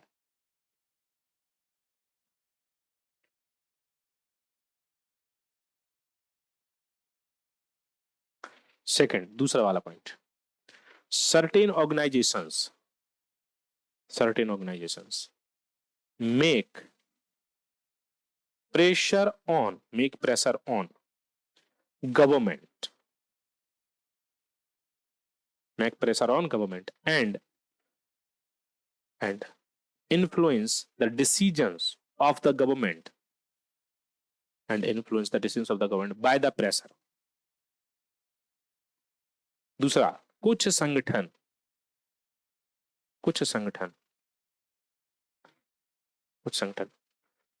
सरकार के निर्णयों को दबाव के माध्यम से प्रभावित करते हैं। कुछ संगठन सरकार के निर्णयों को दबाव के माध्यम से प्रभावित करते हैं। दूसरे वाले में नीचे पॉइंट लिखो जहां लिख रहा हूं, दे डू नॉट, सरकार के निर्णयों को दबाव के माध्यम से प्रभावित करते हैं। They do not participate in electoral politics और कॉम्पिटिटिव पॉलिटिक्स। यह है सीधे तौर पर, यह है ऐसे लिख लो, यह है प्रत्यक्ष रूप से चुनावी राजनीति में भाग नहीं लेते हैं। They do not participate in competitive politics, electoral politics. Directly participate in competitive electoral politics. ये चुनावी राजनीति प्रत्यक्ष रूप से भाग नहीं लेते हैं। ब्रैकेट में लिख लो, इन्हें क्या कहोगे? प्रेशर ग्रुप, दबाव समूह। इन्हें दबाव समूह कहा जाता है। Then difference between political party and pressure group। दबाव समूह राजनीतिक दल के बीच क्या संबंध है? एक इलेक्शन में पार्टिसिपेट करेगा, दूसरा तो वो कैसे काम करेगा? जैसे मैं आपसे पूछूं, मैं आपसे कहूं कि राष्ट्रीय स्वयंसेवक संघ आरएसएस क्या है? पॉलिटिकल पार्टी और प्रेशर ग्रुप, दबाव समूह है या राजनीतिक दल है? क्या आरएसएस कभी चुनाव में पार्टिसिपेट करता है? नहीं करता है। ठीक है, जैसे अभी हमने कहा कि सिविल सर्विस की जो एज लिमिट है वो कितनी कर दी उन्होंने? 21 कर दी जनरल के लिए, 23 कर दी ओबीसी के लिए, और 25 तक सबको इन्होंने सबमिट दिया कि 25 के बाद जो है आदि पार्टिसिपेट नहीं कर सकता। तो अब प्रेशर ग्रुप के रूप में कौन काम करेगा? हम ये कोचिंग करेंगे, तो ये कोचिंग जो प्रेशर ग्रुप बन जाएंगी, तो क्या हम लोग चुनाव लड़ेंगे जाके? नहीं, हम लोग मोबिलाइज करेंगे और जाके धरना प्रदर्शन करेंगे, सरकार से कहेंगे कि एज रिलैक्सेशन दो, ये गलत तरीका है। ठीक है, तो प्रेशर ग्रुप कभी भी चुनाव में पार्टिसिपेट नहीं करता है। अब बताना, जैसे राकेश टिकैत की जो पार्टी है वो किसान यूनियन, भारतीय किसान यूनियन, वो पॉलिटिकल पार्टी प्रेशर ग्रुप है। क्या एक प्रेशर ग्रुप पॉलिटिकल पार्टी बन सकता है? क्या एक पॉलिटिकल पार्टी प्रेशर ग्रुप? वो तो चुनाव लड़ ही रहा है, तो प्रेशर ग्रुप कैसे बनेगा? एक पॉलिटिकल पार्टी प्रेशर ग्रुप कैसे? फिर उसे चुनाव नहीं लड़ने होंगे, चुनाव से वो हट जाएगा, तो क्या बन जाएगा वो? ठीक है, मतलब प्रेशर ग्रुप कौन हो सकता है? क्या प्रेशर ग्रुप स्टेबलिश्ड हो सकते हैं, अचानक से बन सकते हैं? जैसे एज रिलैक्सेशन कम कर दिया तो ये कोचिंग क्या बन जाएगी? एनोमिक प्रेशर ग्रुप कहते हैं उनको। क्या? एनोमिक, अचानक से आकस्मिक रूप से। जैसे अभी आंदोलन चल रहा है, मराठा आंदोलन चल रहा है, उसमें वो एक भूख हड़ताल पे थे, तो जो मराठा कम्युनिटी थी वो क्या कर रही है? गवर्नमेंट पे प्रेशर बना रही है। तो क्या मराठा कम्युनिटी एक प्रेशर ग्रुप काम कर रही है? और वो कौन सा प्रेशर ग्रुप है? क्या वो हमेशा से थे या एनोमिक हुए? वो अचानक से आए और उन्होंने प्रेशर का काम करने लगे। ठीक है, तो प्रेशर ग्रुप कोई भी बन सकता है। कुछ ऑर्गेनाइजेशंस ऐसे होते हैं जो हमेशा रहते हैं, उनका स्ट्रक्चर्ड एक तरीका होता है, जैसे आरएसएस का स्ट्रक्चर्ड एक तरीका है। वो और भी ऐसे संगठन है, बहुत सारे संगठन है, ठीक है। तो वो प्रेशर ग्रुप है। कुछ प्रेशर ग्रुप ऐसे हो सकते हैं जिनका स्ट्रक्चर्ड वे नहीं होता है, वो कभी भी आ जाते हैं और कभी भी हट जाते हैं। जैसे आपने देखा होगा किसी यूनिवर्सिटी में, जैसे हमारे यहाँ स्टूडेंट यूनियन के इलेक्शन नहीं होते, तो स्टूडेंट आके प्रेशर बनाते हैं मैनेजमेंट पर और वो इलेक्शन कराते हैं, तो वो स्टूडेंट यूनियन उतनी देर के लिए क्या हो गया, वो स्टूडेंट्स वो प्रेशर ग्रुप के तौर पे काम कर रहे हैं। मतलब कि गवर्नमेंट के डिसीजंस को इन्फ्लुएंस कर रहे हैं हम प्रेशर से, तो वो क्या हो गया, प्रेशर ग्रुप हो गया। तो ये ऐसे मोबिलाइज करते हैं कौन, ऑर्गेनाइजेशंस दो तरीके से मोबिलाइज करते हैं। तो हमें क्या पढ़ना है इसमें से, हमें पढ़ना है प्रेशर ग्रुप के बारे में, कि प्रेशर ग्रुप किसे कहते हैं, क्या फंक्शन है, क्या बातें हैं, समझे। तो ये बातें समझ आ रही है कि नहीं, सब पूरा चैप्टर ये एनसीईआरटी से पढ़ोगे तो ये चकरा देने वाला चैप्टर है। ये इतना इंफॉर्मेशन है इसमें कि दिमाग क्या हो जाता है, हाँ एक आध नस भी फट सकती है दिमाग की अगर इस चैप्टर को खुद से पढ़ोगे तो, ठीक है। एक हम लोगों को पढ़ाते थे जब वो, तो समझ नहीं आता था, तो वो कहते थे कि लग रहा है कि ये वाला चैप्टर जो है मस्तिष्क की सीमाओं का उल्लंघन कर गया है। कह रहा है आप लोगों के दिमाग की एक सीमा है, वो एक लिमिट है, वो लिमिट के आउट ऑफ लिमिट है, कह रहा है ये, इसलिए कोई बात नहीं। फिर वो कहते थे इसको छोड़ दो, और फिर बाद में कभी नहीं पढ़ाते थे वो उसको, ठीक है, कहते थे पढ़ा तो दिया था। बाद में फिर मैनेजमेंट से शिकायत करी, तब उनकी स्पेशल क्लास लगवाई गई वहां उन्हीं चैप्टर्स की, और फिर भी उन्होंने वो वही कह के छोड़ा। बाद में पता चला कि वो ऐसे ही करते हैं, प्रेशर ग्रुप बनने का फायदा नहीं हो। ऐसा क्यों करते हैं, क्योंकि उन्हें वो खुद ठीक से नहीं आता था, ठीक है। एक बार मैं ऐसी क्लास में पढ़ रहा था, तो एक राइटर है डेकार्ट, डेकार्ट का नाम सुना होगा, I think therefore I am, उन्होंने स्टेटमेंट दिया है कि मैं हूं, मैं सोचता हूं इसलिए मैं हूं। ये बहुत फेमस स्टेटमेंट है डेकार्ट का, बहुत बड़े मैथमेटिशियन थे वो, मैथ गणितज्ञ थे बहुत। तो ये टीचर ये पढ़ा रहा था एथिक्स में कि मैं हूं इसलिए मैं सोचता हूं, और वो फिलोसफी के टीचर थे, तो उन्होंने बड़ी फिलोसफी में उस बात को समझाया, विद फॉर्मूला, मैथमेटिक्स फॉर्मूला समझाया उन्होंने। फिलहाल कुछ समझ नहीं आया, तो मैं अगले दिन पहुंचा, बड़ी भरी हुई क्लास थी, 600-700 बच्चे थे, तो मैंने एक चिट लिख के भेजी कि I think therefore I am, मुझे समझ नहीं आया। तो उन्होंने कहा कि कौन है ये, खड़े हो जाओ। तो मैं खड़ा हो गया। उन्होंने कहा जब तक मैं समझा रहा हूं तब तक खड़े ही रहना। मैंने कहा ठीक है, देखते हैं। मैं खड़ा रहा, उन्होंने फिर वही लिया अपना 45 मिनट से 1 घंटा लिया, पूरा समझाया। बोले समझ आया, मुझे सीरियसली समझ नहीं आया। तो मैंने बोल दिया कि नहीं आया। तो उन्होंने कहा कि इसको रट जाना, आप क्या करना है इसको। अब ये क्या बात हुई, या तो उतना समझाओ मत, अच्छी बोलो कि जीएस में उसकी क्या जरूरत है। मतलब वो ये दिखाना चाह रहे थे कि उन्हें बहुत नॉलेज है। क्यों ही दिखाना, यूपीएससी वाले बच्चों को नहीं चाहिए। आप लोगों को क्या नहीं चाहिए। ऐसे एक मेरे साथ एक है आईआरएस है, वो आईआरएस, उन्होंने सुबह बड़ी अच्छी पोस्ट लिखी, एक फेसबुक पे मेरे साथ जुड़े हैं, आईआरएस हैं वो, उन्होंने बड़ी अच्छी, वो राइटर भी, उन्होंने बहुत अच्छी पोस्ट लिखी कि क्या क्या नहीं करना चाहिए यूपीएससी वालों को। वो केवल 5 पॉइंट थे, और 5 पॉइंट में बड़े बड़े से पॉइंट्स थे। मैंने आते हुए उनकी पूरी पोस्ट पढ़ी, बेहतरीन पोस्ट लिखी उन्होंने, और 2010 बैच के आईआरएस हैं केवल। उन्होंने इतनी अच्छी पोस्ट लिखी है, वो कह रहे हैं कि क्या नहीं करना चाहिए पे ज्यादा ध्यान दो, क्या करना चाहिए कंपैरेटिवली, क्योंकि हम लोग कहां फंसे हैं, क्या करना चाहिए, और जो नहीं करना वाला ढूंढ लोगे तो फिर बचेगा वो जो करना है। हम लोग नहीं करने वाला काम ज्यादा कर रहे हैं, जितने भी बच्चे यहाँ तैयारी कर रहे हैं वो नहीं करने वाला काम ज्यादा कर रहे हैं। नहीं करने वाला काम क्या है, जैसे उन्होंने लास्ट में एक पोस्ट लिखी कि जैसे जैसे जीएस का सिलेबस खत्म होता है, और सच्ची की बात है ये, जैसे जैसे जीएस का सिलेबस खत्म होगा आपको लगेगा कि मुझे नॉलेज आ रहा है। और फिर उसने उन्होंने कहा कि घंटों घंटों जो है चर्चाएं होती हैं किसी, और उसने कहा कि भारत में राजनीति में कौन जीतेगा 2024 के इलेक्शन में, इस पे 2 घंटे चर्चा हो रही है। उन्होंने कहा कि इस डिस्कशन का आपके सिलेबस में कोई लेना देना नहीं है, ना आपसे कभी पीटी में पूछेगा कि 2024 के चुनाव में, ना कभी मेन से पूछे, ना कभी इंटरव्यू में पूछेगा। और उन्होंने कहा कि इन प्रकार के डिस्कशन से बिल्कुल ही बचो। अगर आपसे कोई कर रहा है तो आप बोलो हमारे सिलेबस में ही नहीं है ये।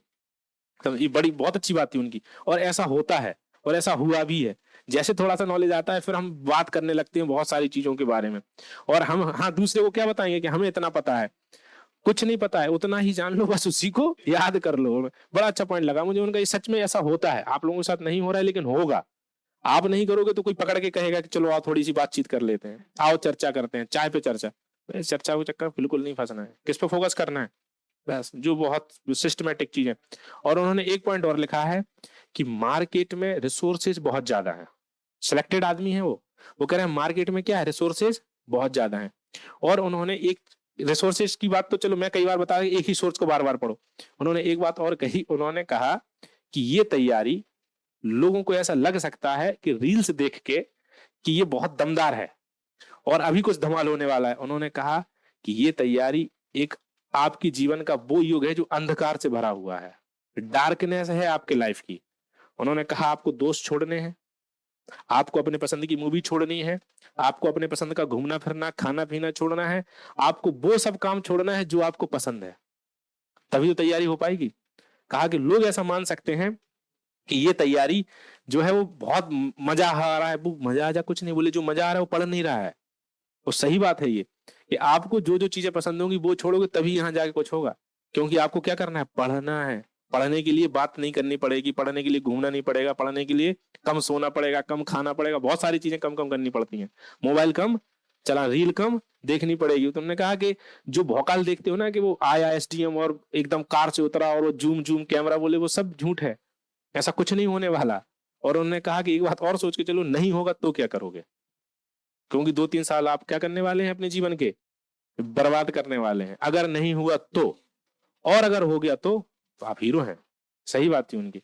अगर ऐसा करते हो कि सब कुछ छोड़ दिया है तो ही ठीक है, नहीं तो ऐसे थी क्या होने वाली है। नहीं छोड़ो तो छोड़ दो सारी चीजें, केवल पढ़ो। वो कह रहे हैं क्या करो। हाँ, ये पकाऊ, उन्होंने लिखा पकाऊ उबाऊ और हताशा और निराशा से भरी हुई तैयारी है ये।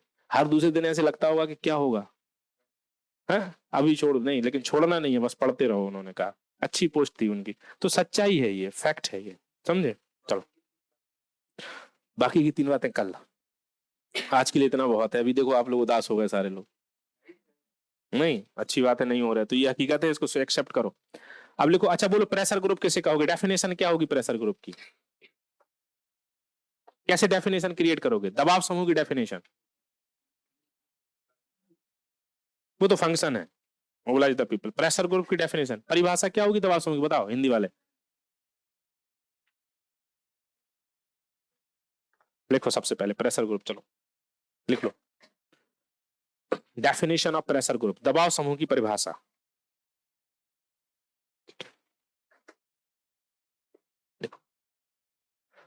A group of people with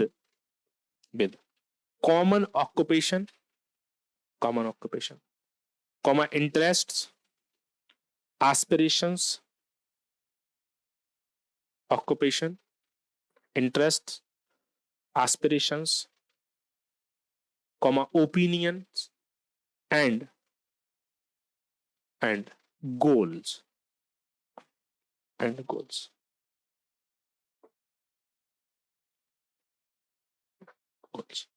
लिखो, दबाव समूह लोगों का एक संगठन होता है। दबाव समूह लोगों का एक संगठन होता है, लोगों का एक संगठन होता है जिनके सामान्य या उभयनिष्ठ,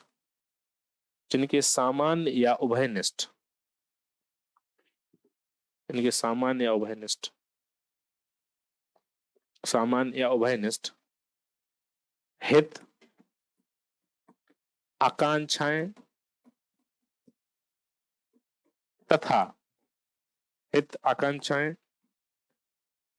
मत तथा उद्देश्य होते हैं। अच्छा, कैसे लोग ऑर्गेनाइजेशन बनाते हैं? जिनके कॉमन इंटरेस्ट होते हैं, ओपिनियंस होते हैं, राइट, वैसे लोग तो एक साथ जुड़ते हैं, बाकी लोग एक साथ नहीं जुड़ेंगे। चलो, क्या डेफिनेशन है प्रेशर ग्रुप की? जो डेफिनेशन किसकी है, ऑर्गेनाइजेशन की डेफिनेशन भी तो यही थी। तो प्रेशर ग्रुप और पॉलिटिकल पार्टी क्या है, ऑर्गेनाइजेशन ही है। तो यही डेफिनेशन किसकी हो जाएगी? अगर मैं आपसे कहूं कि पॉलिटिकल पार्टी क्या है, तो पॉलिटिकल पार्टी भी तो आ ग्रुप ऑफ पीपल है और उनके सेम इंटरेस्ट होते हैं, ऑक्यूपेशन होते हैं, कुछ गोल भी उन्हें अचीव करने होते हैं। तो एक ही डेफिनेशन है किसकी, pressure group and political party की डेफिनेशन हुआ था। लेकिन डिफरेंस कैसे करोगे? एक पार्टिसिपेट करेगा डायरेक्टली इन इलेक्टोरल पॉलिटिक्स और दूसरा क्या करेगा? पॉलिटिकल पार्टीज का ऑब्जेक्टिव क्या होता है? देखो, पॉलिटिकल पार्टी का ऑब्जेक्टिव बिल्कुल यही होता है कि हर पॉलिटिकल पार्टी कुछ मेंबर होते हैं कि नहीं होते? और पॉलिटिकल पार्टी को पता होता है कि हम जब गवर्नमेंट में जाएंगे तो हमें क्या करना है, इनके इंटरेस्ट को फुलफिल करना है। ठीक है, जैसे अभी बीजेपी है, तो जो बीजेपी माइंडसेट के लोग हैं, उस आइडियोलॉजी के लोग हैं, उन्हें लग रहा है कि उनके इंटरेस्ट फुलफिल हो रहे हैं। जब कांग्रेस आ जाएगी तो कांग्रेस क्या करेगी? कांग्रेस भी एक पर्टिकुलर ग्रुप के लोगों के ही इंटरेस्ट को फुलफिल करेगी, सबके को नहीं करेगी। अभी बीजेपी है तो कुछ लोग बेचारे दुखी हैं, जब कांग्रेस होगी तब कुछ लोग दुखी हो जाएंगे। तो ये ऑर्गेनाइजेशंस का काम होता है अपने मेंबर्स के इंटरेस्ट को क्या करना, यही तो पॉलिटिक्स है, यही पढ़ा था हमने पॉलिटिक्स, स्ट्रगल ऑफ पावर। ठीक है, अब लोग बीजेपी को क्यों वोट दे रहे हैं, क्योंकि लोगों को लगता है कि उनके इंटरेस्ट कौन पूरे कर रहा है। जब लोगों को लगेगा नहीं कर रहा है तो वो किसे वोट देना शुरू कर देंगे। ठीक है, तो ऑर्गेनाइजेशन की डेफिनेशन, प्रेशर ग्रुप की डेफिनेशन एंड पॉलिटिकल पार्टी की डेफिनेशन लगभग एक ही है। क्या है कि ये अ ग्रुप ऑफ पीपल है जिनके क्या होते हैं, कॉमन इंटरेस्ट होते हैं। क्लियर, नेक्स्ट पॉइंट लिखो इसमें, देखो pressure groups do not participate, pressure group do not participate, pressure groups do not participate in electoral politics और इलेक्शंस। दबाव समूह राजनीति में सक्रिय रूप से भाग नहीं लेते हैं, बट पॉलिटिकल पार्टीज भाग नहीं लेते हैं, but political parties participate directly in electoral politics. दबाव समूह राजनीति में सक्रिय रूप से भाग नहीं लेते हैं, लेकिन राजनीतिक दल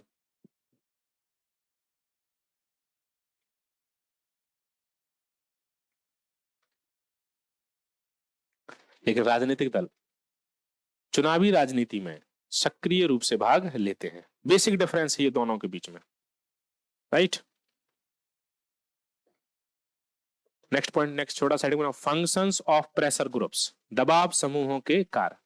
राजनीतिक दल सक्रिय राजनीति में प्रत्यक्ष रूप से भाग लेते हैं, चुनावी राजनीति में सक्रिय रूप से भाग लेते हैं। फंक्शंस ऑफ प्रेशर ग्रुप्स, क्या करते होंगे प्रेशर ग्रुप? प्रेशर क्रिएट करते हैं, ठीक है, और क्या करते होंगे? अपने राइट्स, उनके क्या राइट्स हैं, ऐसे बोल सकते हैं कि अपने मेंबर्स के इंटरेस्ट के फुलफिलमेंट के लिए। ठीक है, और क्या फंक्शंस हो सकते हैं इनके? डेमोक्रेसी को क्या कर सकते हैं ये, इंश्योर कर सकते हैं। और क्या कर सकते हैं? ठीक है, लिख लो इन फंक्शन से, पहला काम लिख लो इनका, पहला फंक्शन क्या है? ठीक है, to fulfil the interest of their members,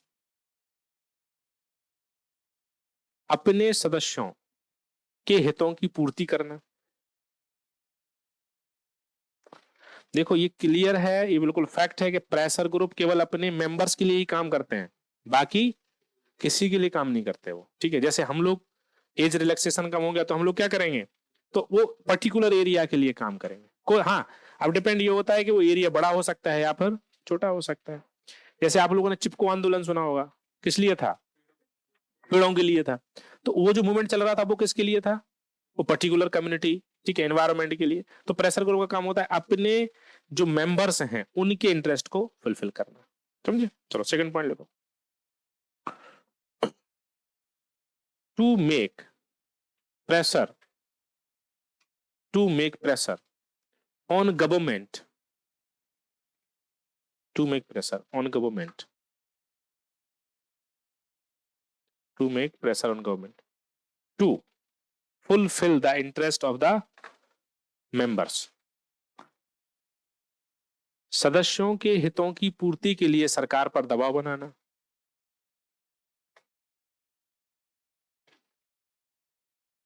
सदस्यों की हितों की पूर्ति के लिए सरकार पर दबाव बनाना। अगला point, next, they influence government policies और डिसीजंस,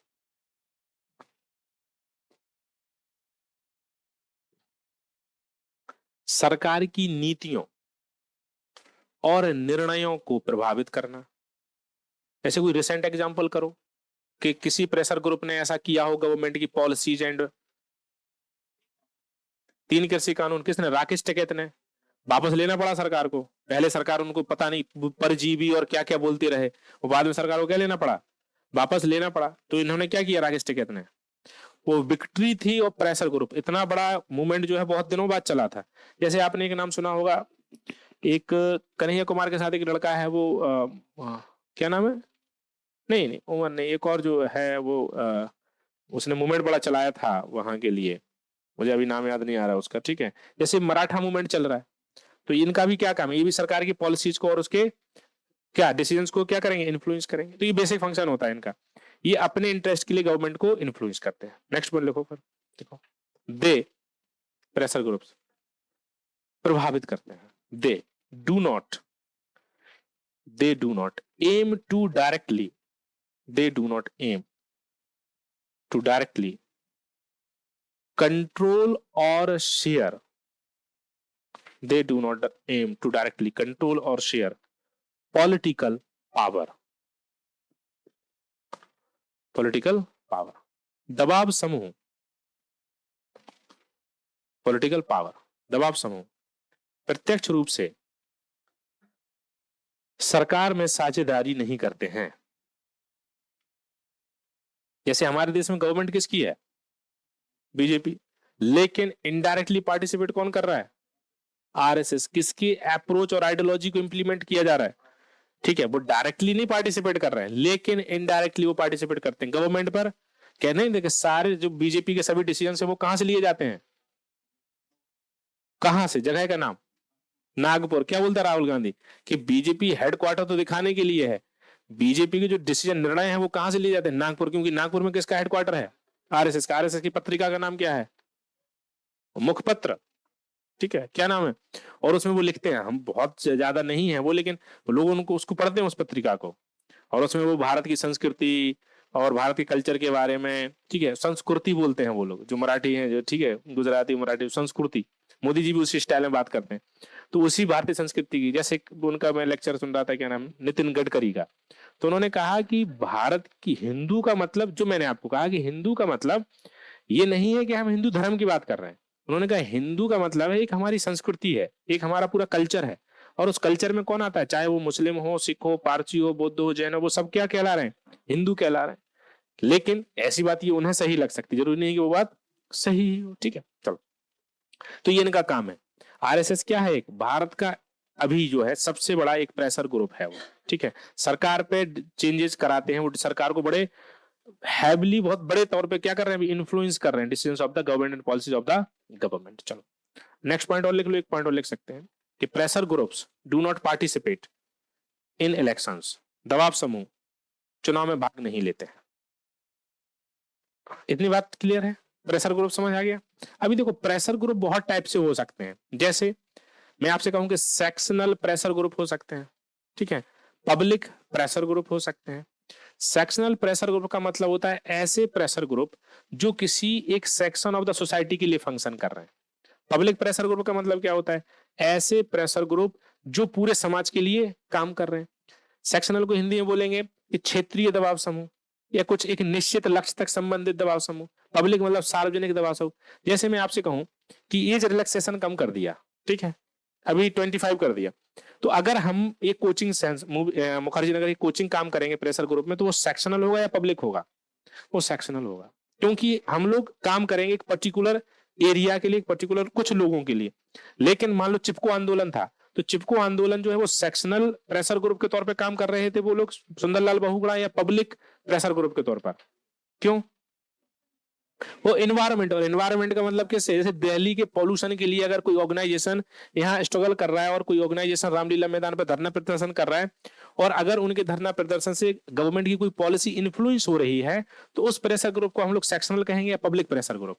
तो पब्लिक प्रेशर ग्रुप होगा, क्योंकि इन्वायरमेंट किसको इंपैक्ट करता है।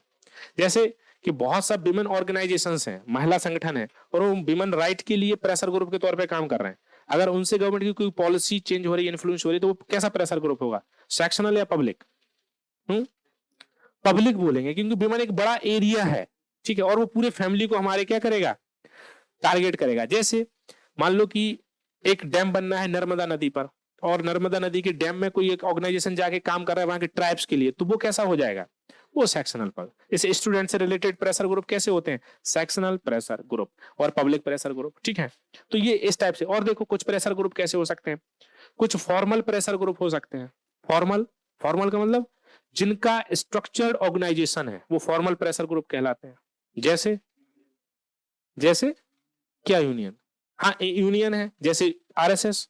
कुछ होते हैं इनफॉर्मल प्रेशर ग्रुप, ऐसे प्रेशर ग्रुप जिनका पॉलिटिकल स्ट्रक्चर बहुत अच्छा नहीं होता, ऑर्गेनाइजेशनल स्ट्रक्चर बहुत अच्छा नहीं होता है, जैसे जैसे जैसे कोचिंग इंस्टीट्यूट जो काम करते हैं, इनका ऐसा नहीं है कि हम लोग हमेशा प्रेशर ग्रुप के तौर पे काम कर रहे हैं, लेकिन कभी कभी कुछ होते हैं, एक होगा formal, informal pressure, formal pressure, देखो sectional pressure group, public pressure group, formal pressure group, informal pressure.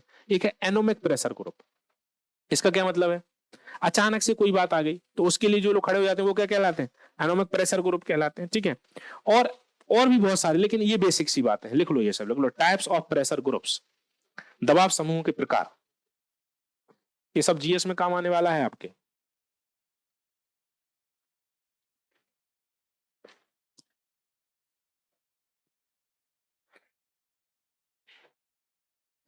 Sectional pressure, सबसे पहले लिख लो सेक्शनल प्रेशर ग्रुप, वर्ग विशेष के दबाव समूह, हिंदी में लिखेंगे दबाव समूह के प्रकार। उसमें सबसे पहले लिखो सेक्शनल प्रेशर ग्रुप, वर्ग विशेष, वर्ग वर्ग विशेष के दबाव समूह, हिंदी इंग्लिश में भी लिख लेना सेक्शनल। क्या क्या होगा सेक्शनल प्रेशर ग्रुप का मतलब? लिखो these groups promote interest of a particular community, these groups promote interest of a particular community। वर्ग विशेष के दबाव समूह, यह दबाव समूह किसी वर्ग विशेष के हितों की पूर्ति करते हैं, हितों की पूर्ति करते हैं, ठीक है। जैसे जैसे ट्रेड यूनियंस, जैसे ट्रेड यूनियन, व्यापार समूह, बिजनेस एसोसिएशंस, व्यापार संगठन, स्टूडेंट यूनियंस, छात्र समूह, व्यापार समूह, छात्र समूह, व्यापार संगठन, ये पर्टिकुलर लोगों के लिए काम करते हैं, ठीक है। नेक्स्ट लिखो public pressure group, public pressure group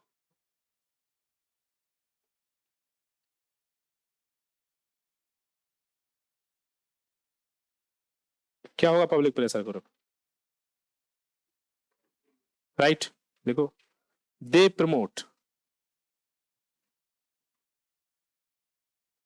they promote interest of, interest of, interest of large section of society.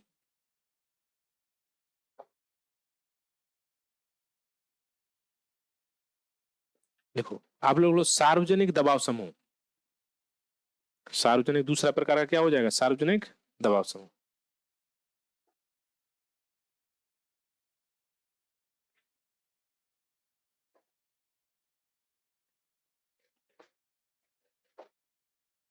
सार्वजनिक दबाव, यह दबाव समूह, यह दबाव समूह समाज के व्यापक हितों की पूर्ति करते हैं।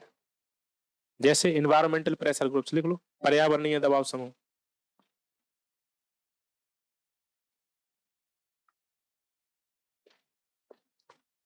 समाज के व्यापक हितों की पूर्ति करते हैं,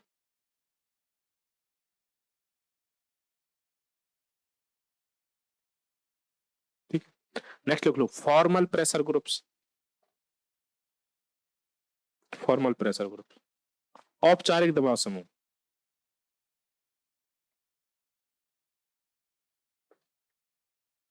फॉर्मल प्रेशर। देखो these pressure groups have have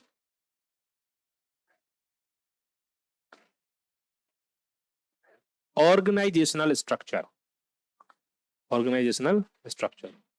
देखो फॉर्मल औपचारिक दबाव समूह, यह दबाव समूह, तीसरा क्या लिखना है? औपचारिक दबाव समूह, यह दबाव समूह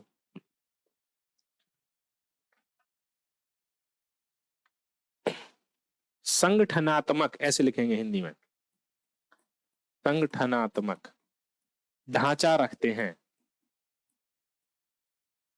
इसका मतलब संगठन ढांचे मतलब क्या होगा, इनका एक प्रेसिडेंट होगा, वाइस प्रेसिडेंट होगा, ट्रेजरी ऑफिसर्स होगा, प्रॉपर फंड आने के लिए एक मैकेनिज्म होगा, सब कुछ होगा इनका। ठीक है, चलो नेक्स्ट लिख लो, इनफॉर्मल प्रेशर ग्रुप, अनौपचारिक दबाव समूह।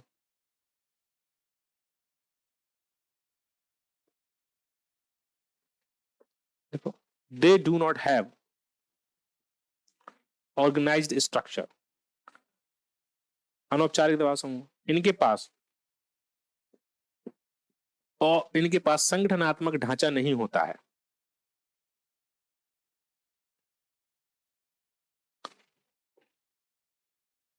नेक्स्ट कौन सा बचा है लास्ट, देख लो, आकस्मिक दबाव समूह, एनोमिक, आकस्मिक, हाँ आकस्मिक, क्या होगा एनोमिक, तो क्या बोलोगे इंग्लिश में, हाँ सडनली, ठीक है, सडनली इमर्ज लिख लो, जो अचानक पैदा होते हैं, आकस्मिक। जैसे आप लोगों को यूपीएससी ने परेशान कर दिया, अब आप लोग क्या बन गए, जैसे कोविड में या धरना प्रदर्शन कुछ लोग कर रहे थे कोविड के बाद, कि उनको एक और अटेम्प्ट देने का मौका दिया जाए। उन्हें लगता है कि वो फिल्म नहीं है जो आई थी एस्पिरेंट्स, उसमें लास्ट अटेम्प्ट था उसका और वो आईएएस बन गया था। ऐसे बनते हैं लोग, लेकिन उन्हें लग रहा था वो सब बन जाएंगे बेचारे। ठीक है, आप सोचो कि यूपीएससी के लिए क्या ही पागलपन है लोगों का, किसके लिए, कि वो जबरदस्ती मांग कर रहे हैं कि एक अटेम्प्ट और दो हमें। अरे ठीक है, नहीं हुआ तो कुछ और कर लो, यही है क्या जीवन में, हाँ, ये तो जबरदस्ती, हाँ और एक मौका दो, और एक मौका दो, कब तक मौका दे सरकारें, हैं? सरकार कह रही है कि जाओ और भी काम करो, बहुत काम है दुनिया में, लेकिन इन्हें क्या करना है, असल में ये इसलिए परेशान नहीं है कि इन्हें करना है, ये इसलिए परेशान है कि उन्होंने वादे कर रखे हैं घर में, परिवार में, रिश्तेदारी में, कि क्या बनेंगे। ये सपना ऐसा सपना है ना कि ये केवल हमसे नहीं जुड़ा है, अगर हमसे जुड़ा हो तो हम लोग तो 2 मिनट में हट जाएं। मम्मी पापा भैया दीदी चाचा चाची ताऊ पता नहीं, वो फोन करके पूछते हैं कि कब बनेगा आईएएस वो। अरे बनेगा तो तुम्हारे लिए थोड़ी बनेगा भैया, अपने लिए बनेगा। दूर दूर के रिश्तेदार पूछते हैं, मैंने तो बोल दिया है कि मैंने तैयारी छोड़ दी है। अरे कौन उनके सवालों का जवाब दे, है। ये हम पे जो प्रेशर है वो मोरल प्रेशर है इस तैयारी का। ठीक है, और सबसे ज्यादा तो बेचारे वो मम्मी पापा, उन्हें लगता है कि अब ये आ रहा है, ये आईएएस है आने वाला। ठीक है, और दिन भर रील देखते रहते हैं वो आजकल तो। जो माँ बाप थोड़े भी जागरूक हैं वो क्या करते हैं, पूरे दिन दिव्य कीर्ति को देखते रहेंगे, कहेंगे देखो देखो ये लड़का कैसे बन गया, तुम क्यों नहीं बने। क्या कर सकते हो। एक एक एक मेरी स्टूडेंट है, तो उसने, बहुत पुरानी स्टूडेंट है, तो उसने फोन किया, तो उसको कह रही कि उसके पापा उसे फोन करके परेशान करते हैं कि तुम कब आईएएस बनोगी। तो कह रही मैं क्या करूं इसके लिए, मैंने मेरी बात करवा देना उनसे। बोली आप बोलोगे, मैंने बोल दूंगा कि कभी आईएएस नहीं बन पाएगी। ठीक है, कम से कम प्रेशर तो मेंटली तो नहीं करेंगे भाई। दो तैयारी ही चाहिए ना, 1.5 साल। अभी उसको तैयारी में ही 2 साल हुए, अब कब बनोगी, कब बनोगी, दिन में 3 बार फोन करके 1 साल पूछे, कब बनोगी। तो ये घर वालों का जो प्रेशर है वो बड़ा खतरनाक है, तो ऐसे मत होने दो। मतलब क्या मत करो, इसका क्या मतलब है, भौकाल अभी से मत बनाओ कि आईएएस की तैयारी कर रहे हैं, कि वो पूरा फैला दिया है रिश्तेदारी में कि आईएएस की तैयारी। हाँ बताओ मत किसी को, कुछ नहीं कर रहे हैं। उन्हें बहुत ज्यादा शौक है बताने का कि क्या कर रहा है, कि आईएएस की तैयारी कर रहा है। वो उन्हें लगता है कि वो हो गया। एक मेरे दोस्त थे, उनसे तो कहने ही लगे थे आईएएस, वो सिलेक्ट ही नहीं हुआ बेचारा। ठीक है, इतना कह दिए कि वो उसी नशे में डूबा हुआ है, इसलिए ऐसे मत करो, अभी कैसे रहो बिल्कुल। मैंने समझाया था जब पहली बार मिला था मैं आप लोगों से शायद मैंने, तो ये इसको थोड़ा सा कूल रखो अपने आप को, ज्यादा शोरगुल नहीं, चुपचाप पढ़ो, समझे। चलो क्लियर हो गया। हम्म। अब थोड़ा सा एक पॉइंट बनाओ, डिफरेंस बिटवीन, इसमें बनाओ जो पॉइंट लिख रहे थे, difference between interest groups and pressure groups, हित समूह और दबाव समूह के बीच अंतर, हित समूह और दबाव समूह के बीच अंतर, हित समूह और दबाव समूह के बीच अंतर। ये है इंटरेस्ट ग्रुप, इंटरेस्ट, और ये क्या है, प्रेशर। दोनों अलग अलग चीजें हैं। ठीक है, इसमें लिखो इंटरेस्ट में, they are formally organised, they are formally organised, they are formally organised. Pressure में लिखो they are strictly strict, they are strictly structured, strictly structured. यहां लिखो इसमें हित समूह में यह है संगठनात्मक रूप से, यह है संगठनात्मक रूप से मजबूत नहीं होते हैं, यह संगठनात्मक रूप से मजबूत नहीं होते हैं। उनमें लिखो इनका संगठनात्मक ढांचा कठोर होता है, उनका संगठनात्मक ढांचा कठोर होता है। यहां लिखो they are interest oriented, they are interest oriented. यह हित उन्मुख होते हैं, हित उन्मुख, यह हित उन्मुख होते हैं। They are pressure focused, pressure focused. यह दबाव उन्मुख होते हैं, दबाव उन्मुख होते हैं। दे इंटरेस्ट में दे मे और may not influence the policies of government, यह सरकार की नीतियों को प्रभावित करते हैं और नहीं भी करते हैं।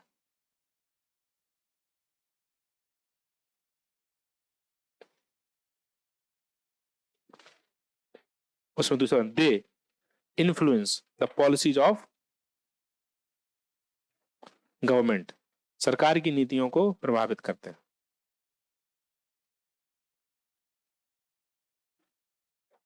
क्लियर?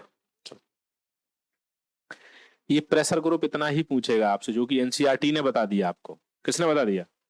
अभी जो हमने बोला ना, हमें सेकंड पेपर में मैंने बोला था फॉर्मल जो हम पढ़ेंगे गवर्नेंस वहां पढ़ेंगे, यही बात वहां पढ़ेंगे, इससे ज्यादा कुछ नहीं है।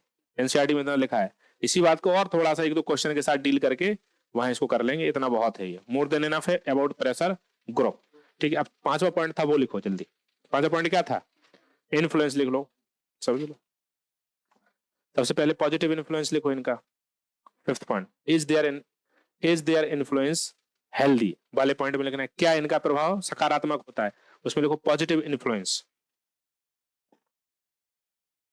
ठीक है, लिखो they have established, reestablished and sustained democracy, इनके द्वारा लोकतंत्र स्थापित, पुनर्स्थापित और स्थायी बनता है। Sustain, establish, re-establish and sustain democracy, इनके द्वारा लोकतंत्र स्थायी, इनके ऐसे लिखेंगे, इनके द्वारा लोकतंत्र स्थापित, पुनर्स्थापित और सतत बनता है। They have established, re-established and sustained democracy. Clear point? चलो ठीक। देखो pressure groups, pressure groups, pressure groups increase political participation, pressure groups increase political participation, political awareness, pressure groups increase political participation, political awareness, political development, political socialization, political socialization। दबाव समूह, राजनीतिक जागरूकता, राजनीतिक विकास, राजनीतिक जागरूकता, पॉलिटिकल सोशलाइजेशन, राजनीतिक जागरूकता, राजनीतिक विकास तथा राजनीतिक समाजीकरण को स्थापित करते हैं। नेक्स्ट पॉइंट, क्या इनका पता, सबका मतलब पता है? पॉलिटिकल डेवलपमेंट का है क्या है? नहीं पता। पॉलिटिकल सोशलाइजेशन क्या है? पॉलिटिकल सोशलाइजेशन किसे कहते हैं?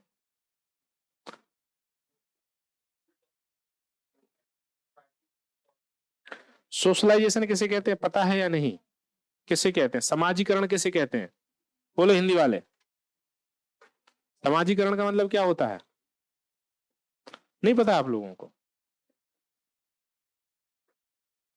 सोशलाइजेशन इज अ प्रोसेस, समाजीकरण एक प्रक्रिया होती है through which we learn about a particular thing. समाजीकरण एक प्रक्रिया होती है जिसके माध्यम से हम किसी वस्तु के बारे में सीखते हैं। जैसे अभी आप लोगों का क्या हो रहा है, सोशलाइजेशन ऑफ द यूपीएससी और अबाउट द यूपीएससी। यूपीएससी के बारे में समाजीकरण हो रहा है, ठीक है। हम जो भी सीखते हैं, आप बचपन में से सीखना जो शुरू करते हैं वो सब क्या है, तो सोशलाइजेशन आप पढ़ोगे इंडियन सोसाइटी में समाजीकरण के फैक्टर्स, समाजीकरण के कारक। तो क्या कारक होते हैं समाजीकरण के, बताओ। सबसे पहले आप सीखना शुरू कहां से करते हो, फैमिली से। महात्मा गांधी ने कहा है कि फैक्टर ऑफ द सोशलाइजेशन, समाजीकरण का सबसे बढ़िया तरीका है माँ का पहला चुंबन और पिता की पहली डांट। उन्होंने कहा कि माता जब दुलारती है बच्चे को तो बच्चा वहां से दया सीखता है, करुणा और प्रेम सीखता है। और जब पिता डांट लगाता है तो वहां से बच्चा अनुशासन सीखता है, डिसिप्लिन सीखता है। तो जो दया प्रेम करुणा की जो बातें हैं वो माँ सिखाती है, और अनुशासन कौन सिखाता है, पिता की डांट नफरत की वजह से नहीं होती, वो अनुशासन है, वो डिसिप्लिन है कि कितने बजे आना है और कितने बजे जाना है, वो डिसिप्लिन है, अनुशासन। तो वो समाजीकरण। दूसरा समाजीकरण स्कूल, और स्कूल में मक्कार किस्म के दोस्त। वो अगर दोस्त सही मिल गए तो ठीक है, और अगर वो दोस्त गलत मिल गए तो मामला गड़बड़ होने। चोर टाइप के दोस्त मिल गया तो वो चोर बना के छोड़ेगा, पढ़ने वाला मिला तो वो, यहाँ भी यही बात डिपेंड हो रही है। यहाँ भी कैसे दोस्त ढूंढ रहे हैं, जो पढ़ने वाले हैं, जो ऐसे हैं ढंग के लोग हैं, नहीं तो यहाँ भी सोशलाइजेशन गड़बड़ा सकता है, समझे। चलो, तो ये सोशलाइजेशन हो गया। चलो अब अगला पॉइंट लिखो। Next, pressure groups make democracy more democratic. Pressure groups make democracy more democratic, positive में। दबाव समूह लोकतंत्र को और अधिक लोकतांत्रिक बनाते हैं।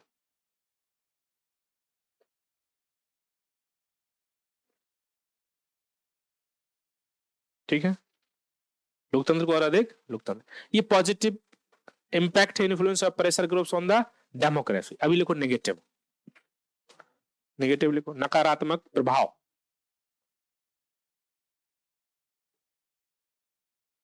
राइट, पहला लिखो, they are not healthy, they are not healthy for democracy if they promote, if they promote interest of, if they promote interests of particular section of the society। दबाव समूह लोकतंत्र के लिए अच्छे नहीं है यदि यह, दबाव समूह लोकतंत्र के लिए अच्छे नहीं है यदि यह किसी वर्ग विशेष के हितों की पूर्ति कर रहे हैं। ठीक है, ठीक है। नेक्स्ट पॉइंट लिखो, दे कैन, वर्ग विशेष के हितों की पूर्ति कर रहे हैं, they can hijack, they can hijack public opinion, public opinion,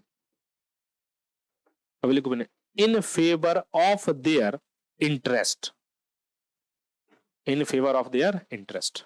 दबाव समूह अपने हितों की पूर्ति के लिए जनमत को प्रभावित कर सकते हैं। समझे इस बात को।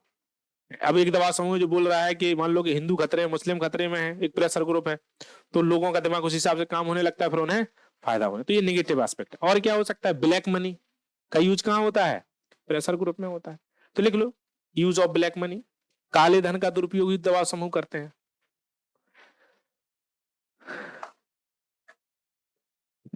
ये वाले पॉजिटिव नेगेटिव इन्फ्लुएंस किसका है, प्रेशर ग्रुप का भी है, और किसका है, पॉलिटिकल पार्टी, और किसका है, पॉपुलर स्ट्रगल्स का है, और मूवमेंट्स का भी है। मूवमेंट भी तो यही कर सकते हैं, पॉपुलर स्ट्रगल भी तो यही कर सकता है, प्रेशर ग्रुप भी तो यही कर सकता है, और पॉलिटिकल पार्टी भी यही कर सकती है। अभी तो पॉलिटिकल पार्टी पूरा चैप्टर ही अलग से पढ़ना है। तो अभी आज में क्या समझे आप पूरी बात, बताओ जल्दी से।